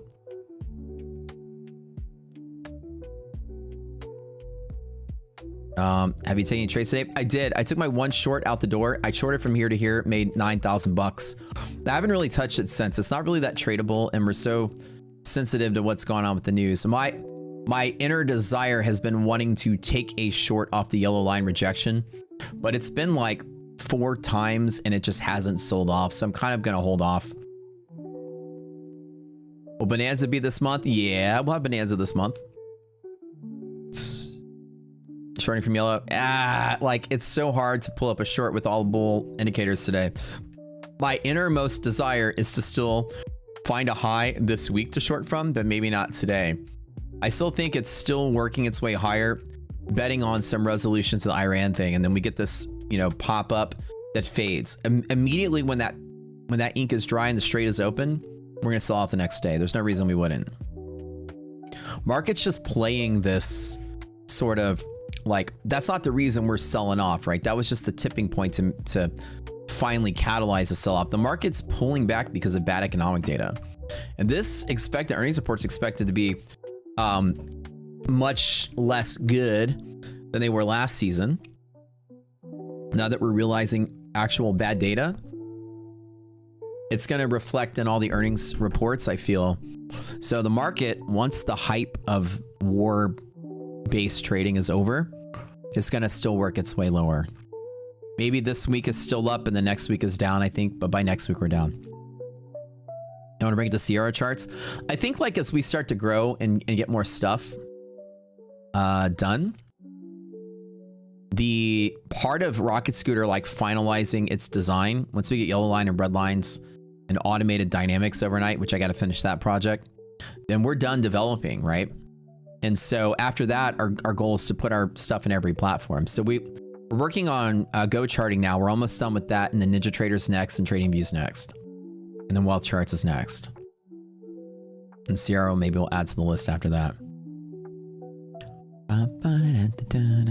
Yeah, good job today. Like a small day, 19,500 today because I made 10,000 in a TPT account. So, and it's funny.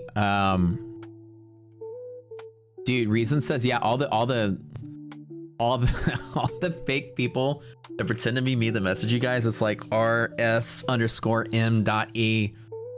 or real_Matt.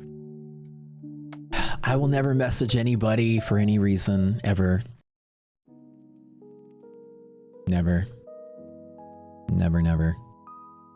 I get a lot of people that are still like, hey, is this you? Is this really you?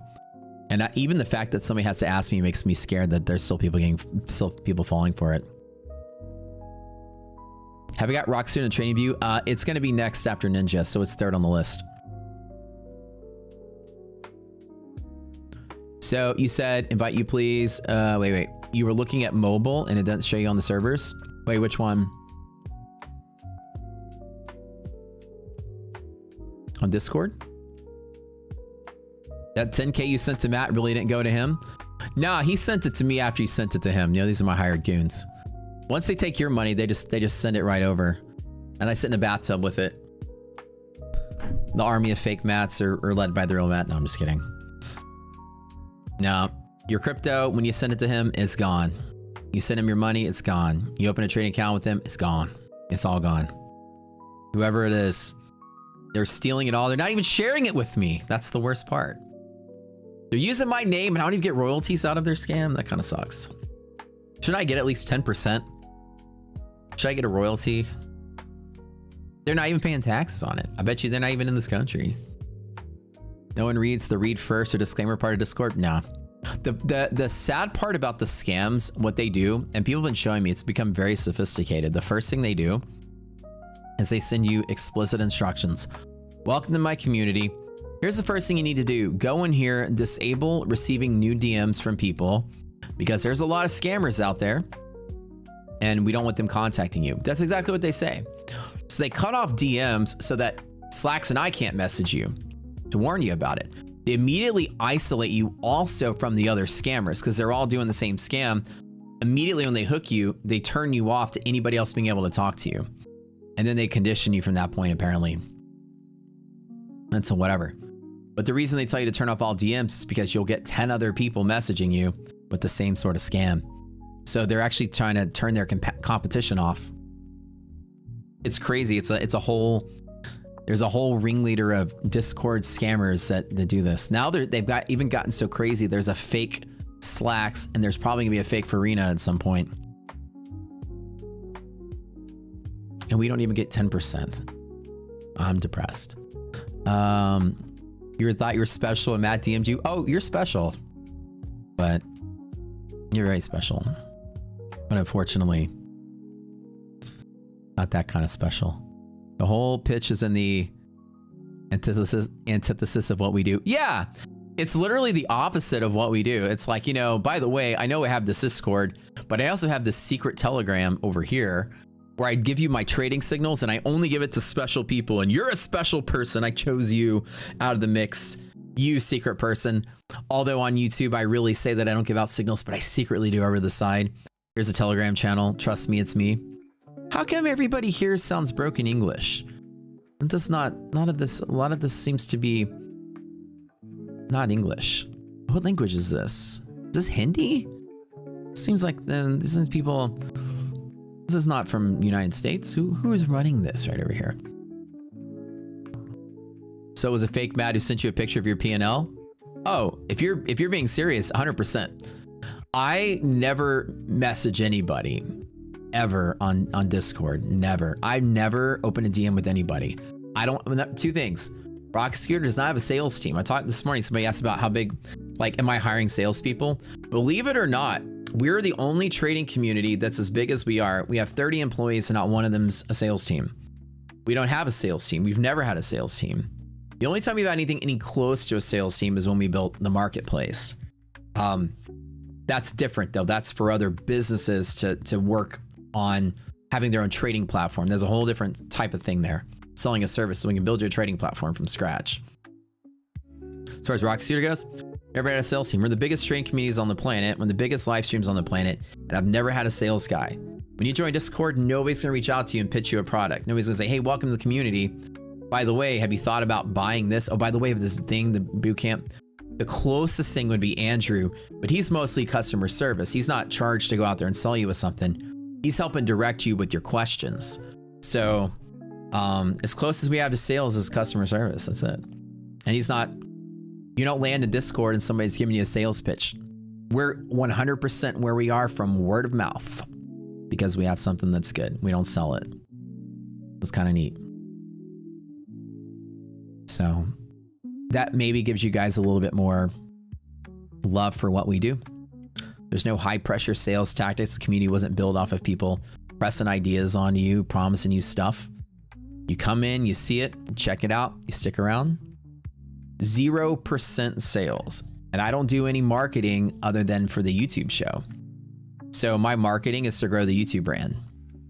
I do 0 commercials for Rocket Scooter's products. 0. On top of that, and that crazy as well. My marketing team is all for what we call organic funnel marketing, which is the direct marketing is to market the YouTube show. And then you guys see the demonstration here, and then you like what you see, then you check it out, and then maybe you buy it. But even on the show, I'm not pitching it to you like buy it. I never really say go buy Rocket Scooter. I believe that people are so smart these days that they don't buy products that are pitched to them anymore as easily as they do seeing something in action and then watching somebody like myself use it and then say, okay, I want to try it out. So I think that's a more legit and honest way to market something, especially in a world where most people are sold dreams and ideas without proof. My tactic is let's get as many people on the show, watch me trade with my stuff, see my actual P&L, and then now you have your own educational decision that or educated decision that you can make personally. Nobody pressured you or sold you the idea. You just see it, and if you like it, you buy it. And I think that to me, that is the way it should be, financial marketing, because it's honest. It really is. There's nobody that's pitching you like, buy this, man, it's gonna change your life. You know, check You land in Discord, nobody's messaging you, telling you, hey, did you buy the boot camp yet? Hey, did you buy the boot camp yet? Oh, you got to do it, man. You got to do it. Go to anybody's trading Discord. The minute you land, the salesperson, a fucking closer is reaching out to get you to buy something. We've never hired a single closer in the history of the company.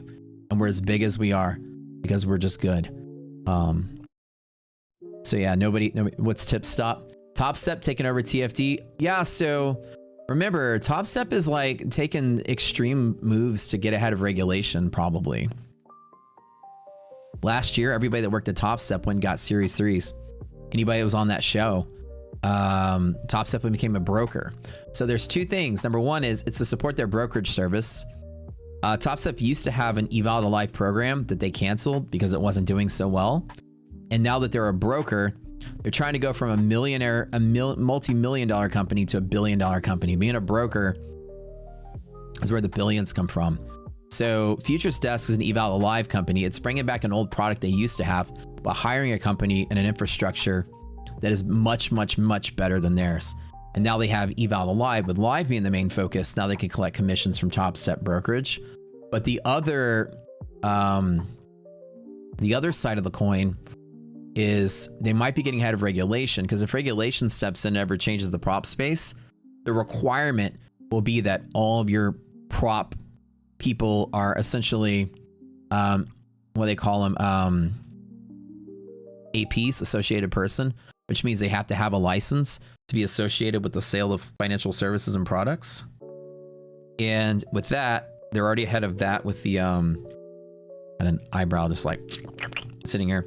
They're already ahead of that because they'll all have their Series 3. But also, if regulators ever eliminate the SIM-funded step, because they say we're no longer allow you to pay people to paper trade, you can only have eval and you can only have live and nowhere in between, then Top Step just acquired the #1 eval to live infrastructure that exists in all of props, period.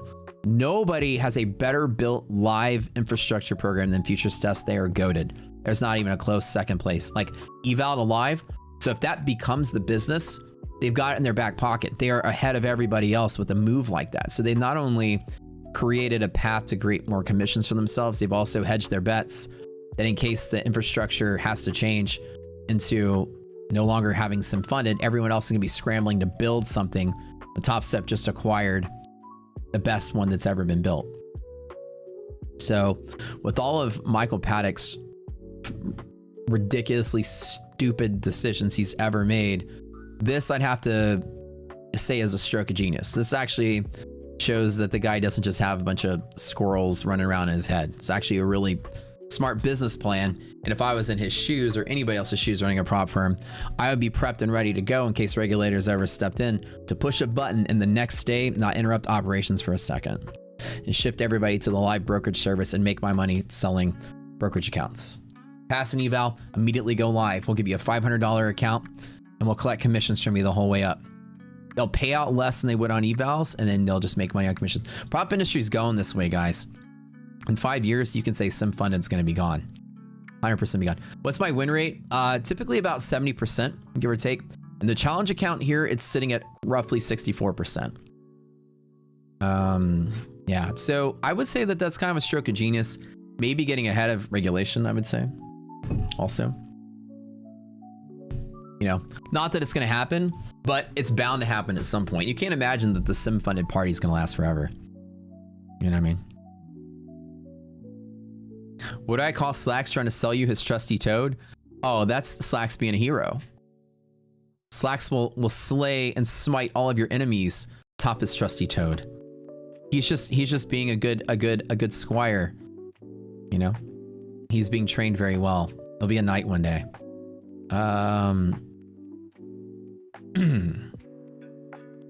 So with all that being said, Top Step is just planning for the future, and a live infrastructure goes very well with. Have you seen Futures Desk dashboard? Their tech. I mean, it's fantastic. It's not some like vibe coded bullshit. It's literally hand built from scratch. They're a bunch of really talented guys over there. I talked to them the other day. I was like, so what does that mean for the affiliate program? And they're like, unfortunately, it closes all the doors. And I'm like, oh yeah. So they were having a hard time placing themselves. I would say Futures Desk, they built an amazing technology, but they're having a hard time placing themselves because A, sim funded is everywhere and they're not a sim funded firm. So it's hard to market what they do because traders, you guys don't care about live. You want your paper payouts. Let's just be real. So they had a hard time gaining market share and they had a superior technology. So the reason I think from their perspective why they would sell is that it's the next optimal solution. With the firms growing ever and ever and ever bigger, they're all building their own platforms. They're all becoming brokers.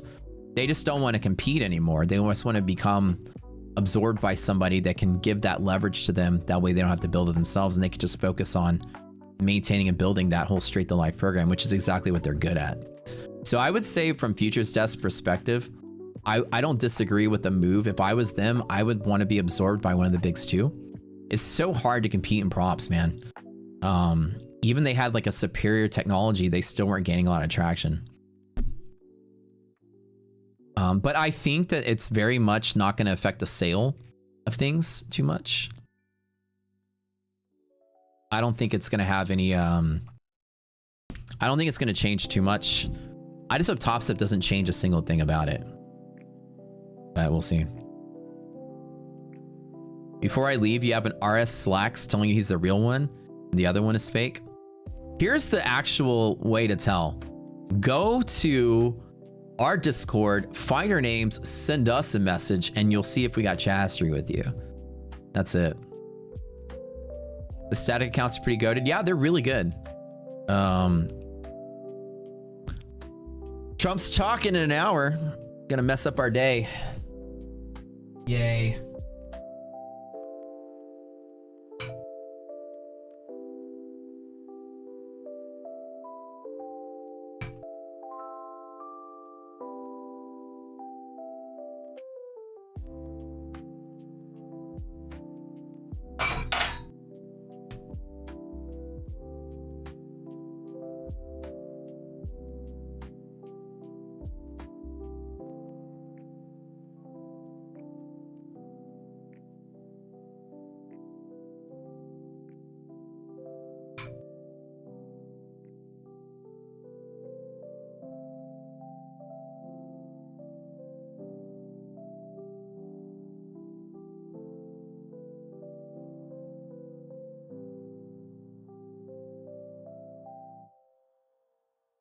All right, we back.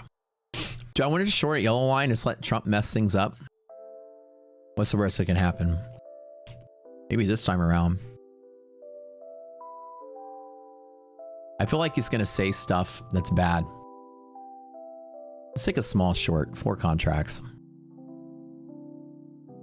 I'm watching the failed breakout attempt of MHP to the top side. Well, let's see which stock that was. Was it Nvidia? No. It was Amazon.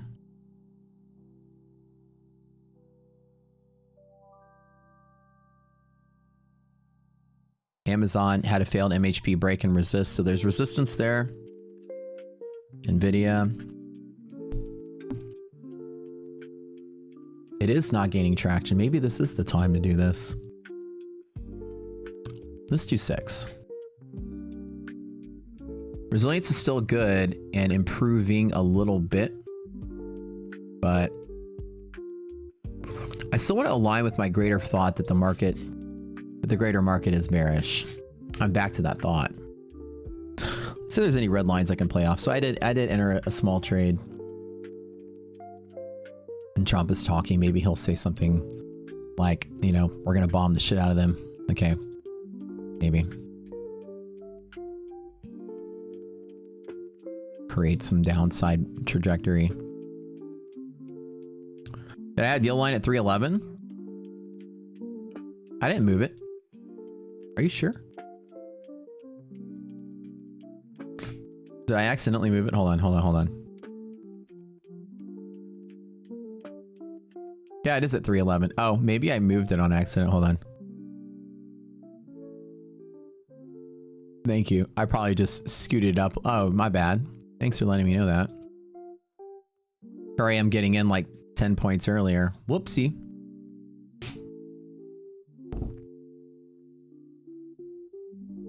No, 311's right. My bad, friends. Whoopsie. Whoopsie doodle. Okay, let's see what we got as far as bigger pivots, guys. I kind of like that. I hate these days because the news will just take us one way or the other. I don't really have any solid... There's some red lines in here somewhere. Let's just take a scalp on this.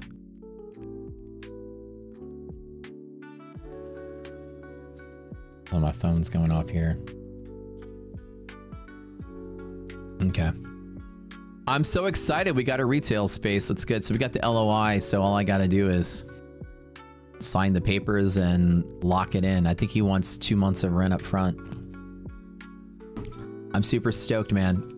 This is iDoc and my first business together. And it's a retail space.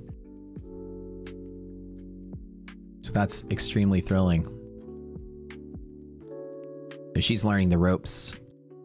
I've been mentoring her of like all the things you need to do to learn, you know, learn how to have a space and all the stuff. And she's doing a lot of research on her own, actually. She's getting really good at this whole thing. So we got the perfect space, man. I'm so thrilled about it. I was like, I don't know if I wouldn't have gotten this span again. And the ink's not dry, but we're getting the LOI, so he's really wanting to side with us. But technically speaking, once we give him the money, it's locked in. And the space is just perfect. I mean, when I show you guys, once we build it out, and you'll see how perfect it is, in case we did pass through that. You'll see why. And when it's finally built out, it'll be one of the most beautiful looking spaces I've ever envisioned. There's a little bit of a red line here.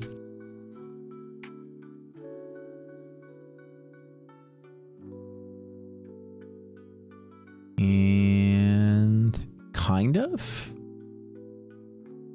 technically.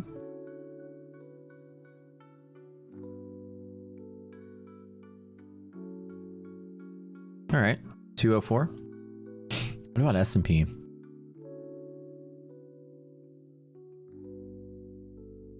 I do have that short trade now set up there. Let's see if there's anything on S&P.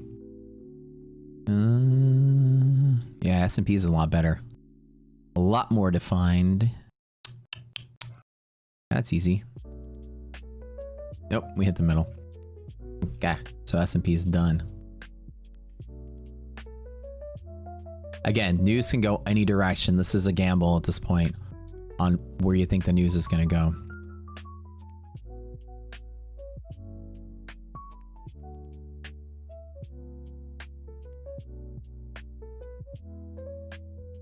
I mark up some of these. I've been a little lazy on this.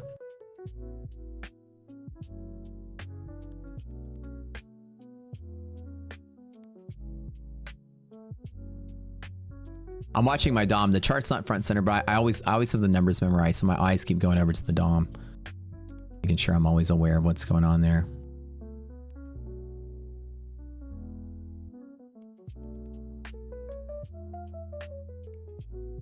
There was this big upstay from the other day.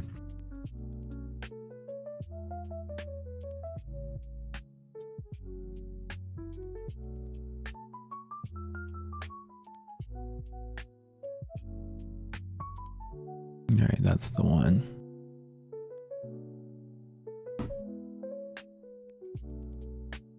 Trump is done speaking? Okay. Yeah, it doesn't feel like there's momentum, man. Not to the downside, but I still think I want to keep siding with the greater market being more bearish as of next week. Oh, we hit that middle there too. Okay, so we got nothing. Either we keep trekking higher and I'm wrong, or we figure out a way for this to make its way back down to here 2 weeks from now at the latest. Yeah, oh, Michael, I didn't even notice the chat, man. Thanks for letting me know. Yeah, I must have just clicked it and dragged it or something. I don't know. Keep having issues with the bootcamp or the videos keep locking, cannot restart, and doing something wrong. Is it on the website or on the Discord? They're also available in both places, so you can go check them out. Go to the Discord if you want. They're there too. There could be a browser problem with the website.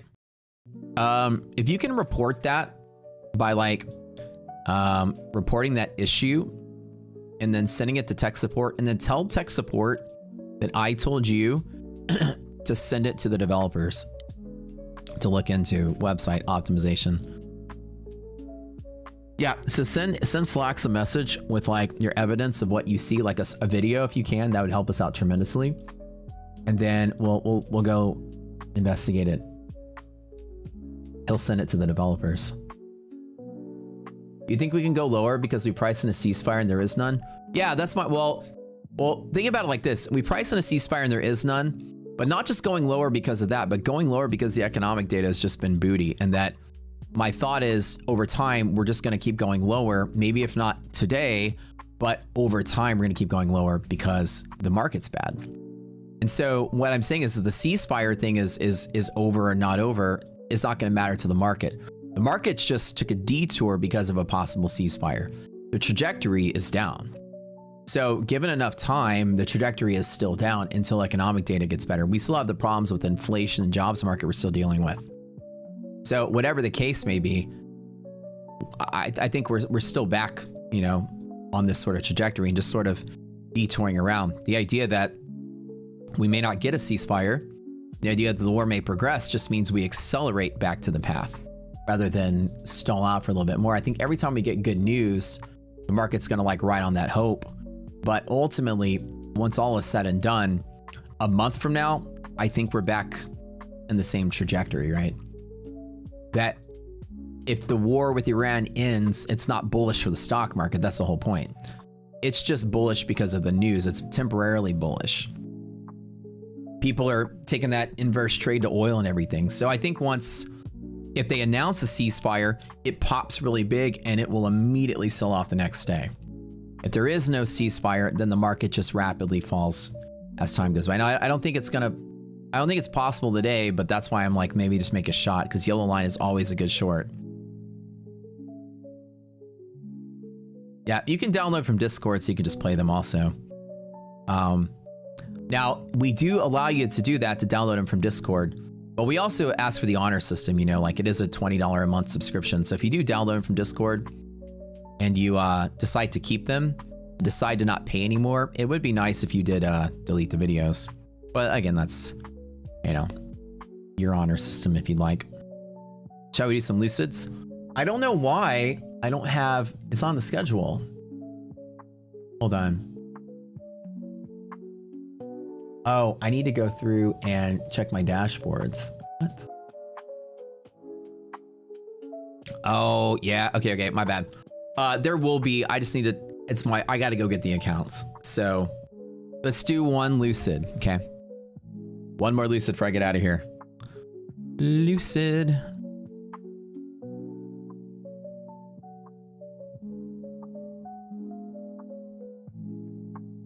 I wanted to be closer to 311.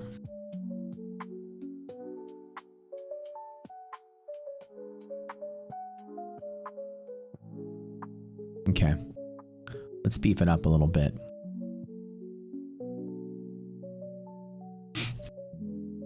All right, 311. Let's get my cost basis slightly, but 305 is still pretty bad. All right, it's the same trade I made earlier today. Second time.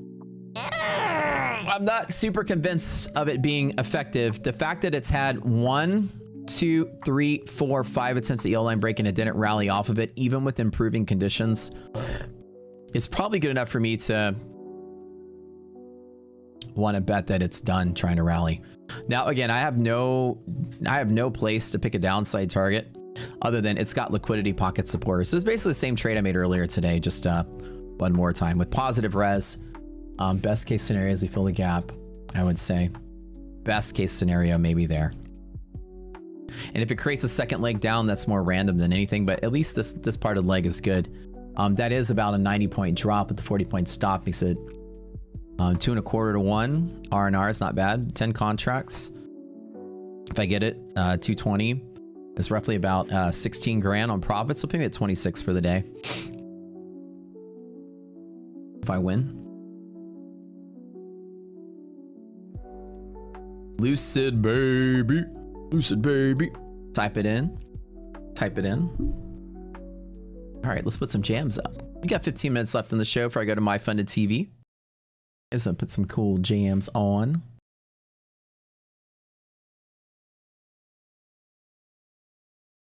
let's put something random on.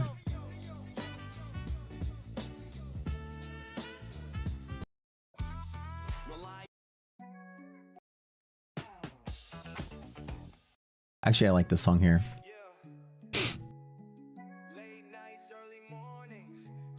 Do I think the S&P mirrors the Nasdaq move due to sister effect? I don't know what the sister effect is. They don't. The S&P doesn't mirror the Nasdaq. The S&P is its own thing, and the Nasdaq's its own thing. They don't mirror each other at all. They have the similar components, so they appear to move similarly because, like if I were to draw a circle, the top 10 companies are like this much of the Nasdaq, and the top 10 companies are like this much of the S&P. So, you know, and the top 10 companies move, the majority of the Nasdaq is that market cap. The S&P has a lot more, there are more companies, so the top 10 companies aren't as big of a piece of the pie. They both move at the same time because they're both market cap weighted, and the big tech companies control most of that movement, but they're moving independently because they're based on independently priced things. When Nasdaq moves up, the S&P doesn't decide to go up with it. The opposite is true. The S&P goes up, the Nasdaq is likely to follow with it because a big portion of the Nasdaq is speculating on the overall health of that one sector, like tech sector. And it's more likely the S&P confirms the health of the market because the S&P is diversified. If Nasdaq is selling off, people could be just rotating out of tech and buying energy, and the S&P could be relatively flat.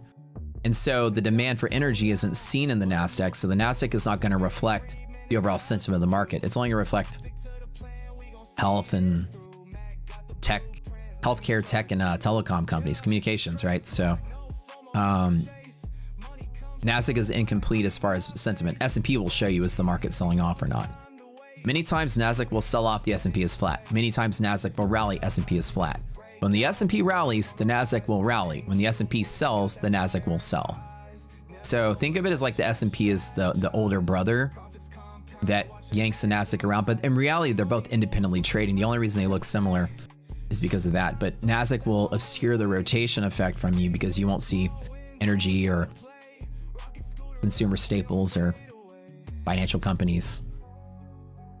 They look identical on your trade of 8. Well, yeah, they will look identical on days when the S&P is moving, the Nasdaq is moving, but the times they're not identical are days when the S&P is flat and Nasdaq either rallies or doesn't rally. Think of it. The hedge fund sold 1 billion shares of Nvidia and bought, or sort of $1 billion worth of Nvidia and bought $1 billion worth of JP Morgan. The market cap of the S&P would relatively stay the same because the money didn't leave the S&P. It moved from one thing to the other. But Nasdaq would tank because money left the Nasdaq but didn't go back into the Nasdaq. The S&P will be flat and Nasdaq would lower itself. They would go off a little bit. So when there's rotation out of tech and into non-Nasdaq stocks, or vice versa, non-Nasdaq stocks into tech, the Nasdaq and the S&P will look different. But what I'm trying to say is when you see the Nasdaq selling off, you never say, let me short the S&P too. That's when they may be different. That makes sense, right? You understand? But if you were long the Nasdaq and the S&P starts selling, and for some reason the Nasdaq hasn't started selling, I'd get out of the way of the Nasdaq. In that particular sense, right? But typically they're going to trade tit for tat. It's just going to be sometimes the S&P will be flat-ish, or it'll go slightly up and the Nasdaq will go down. You never say, okay, well, because I'm short the S&P and the Nasdaq went down, maybe my S&P short will take off. Never say that. As a matter of fact, people could be selling tech and beefing up something hot like energy, right? And so I tend to like to say is that S&P is my guide, what everything else is doing. S&P is the true pivoting of the market. Nasdaq just goes along for the ride. The sell Nvidia still weighs more than the buy of JP Morgan. Yeah, if you want to get specific, it's not exactly flat. So an example is, right, the weight of Nasdaq will be slightly different because the market cap is higher. I mean, the weight of Nvidia. But the example being that if Nvidia sells and the Nasdaq dumps, and people dumped Nvidia to buy JP Morgan, the S&P might just be like this. because you're right. When we get technical and you go further deep in the conversation, you are not incorrect. The market cap weighting is not necessarily going to be equal and flat, but it will be flatter. Yeah, 100%. Depends on what they rotate in. They rotate into something that's another heavy cap. The heavier the cap, the flatter it is. The lesser the cap, the more steep it is. Because the weighing of those billions of dollars are going to be shifted differently because the market cap of what's bought is different. You nailed it. So in cases like when you rotate out of NVIDIA and the JP Morgan, the S&P would be maybe slightly declined when the NASDAQ would be more declined. You nailed it. Dennis Tudos, next winner. So in a more technical speaking, the S&P shows the overall sort of resilience of the market in general, right? But yeah, it will change based on the market cap differences. You remember that week of 4-1-26, you had a short around 23 through 42 with 20 point stop. How do you calculate your stop based on a risk interval? My stop is 40 points NASDAQ and 10 points S&P around the worst pivot in a cluster or the single pivot I'm trading on. Here's a single pivot I'm trading on. There's no cluster. 40 points. If arbitrage is greater than 40 on both sides of this, then my stop becomes what arbitrage tells me it is. But if arb is flat like it is now, then my stop becomes 40 and 10 on S&P. It's pretty fixed. It's equal to one strike distance on SPY and QQQ options. So today I'll stop at 350. So it's 2.25 to 1, 90 points on 50, right?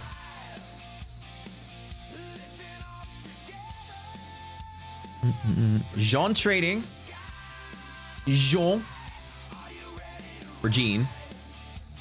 Jean trading. Jean trading. Be you here, sir?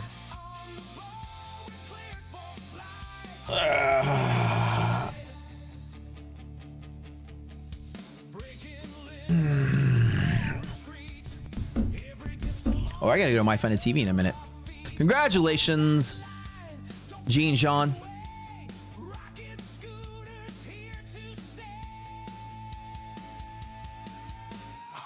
Ready to ride. TP, probably to the. It depends on what resilience is doing. If this white line goes negative, then I'll trade it all the way through here. If this white line is positive, somewhere inside of maybe here, I'll probably take some profit here and then hold the rest to there. If the white line is negative, then I'll hold the whole thing. It's not a strong short trade. I don't have a lot of evidence to short it or confluence to short it. As a matter of fact, nothing is confluent to the short side. It's just yellow line itself is always a really strong pivot. So it's my greater fundamental belief that maybe we could be selling off from here in the longer haul. All right, guys, my friends, it is now time to go. I have to head over to My Funded TV, but you guys join me over there. I'll be live. We'll be doing giveaways there, and then come back here in the afternoon in 1 hour for the Neon stream. Stop in the break even at. My Funded TV, where I do my afternoon show, Lunch Money with Matt. Kevin, thank you, buddy, is posting that in chat. That is the link you go to. We will all be there right now, hanging out. Go there and hang out with us. And then an hour from now, come right back to this channel to hang out with Neon and then Brad tonight, of course. Thank you guys for tuning in, turning the stream into the biggest, best, awesomest stream, period. We love you to death. As we grow and bigger, our ultimate journey to become #1 in futures on YouTube is bound to happen. We're getting 20K views a day now. That's double where we were a year ago. Fantastic. We'll see y'all later.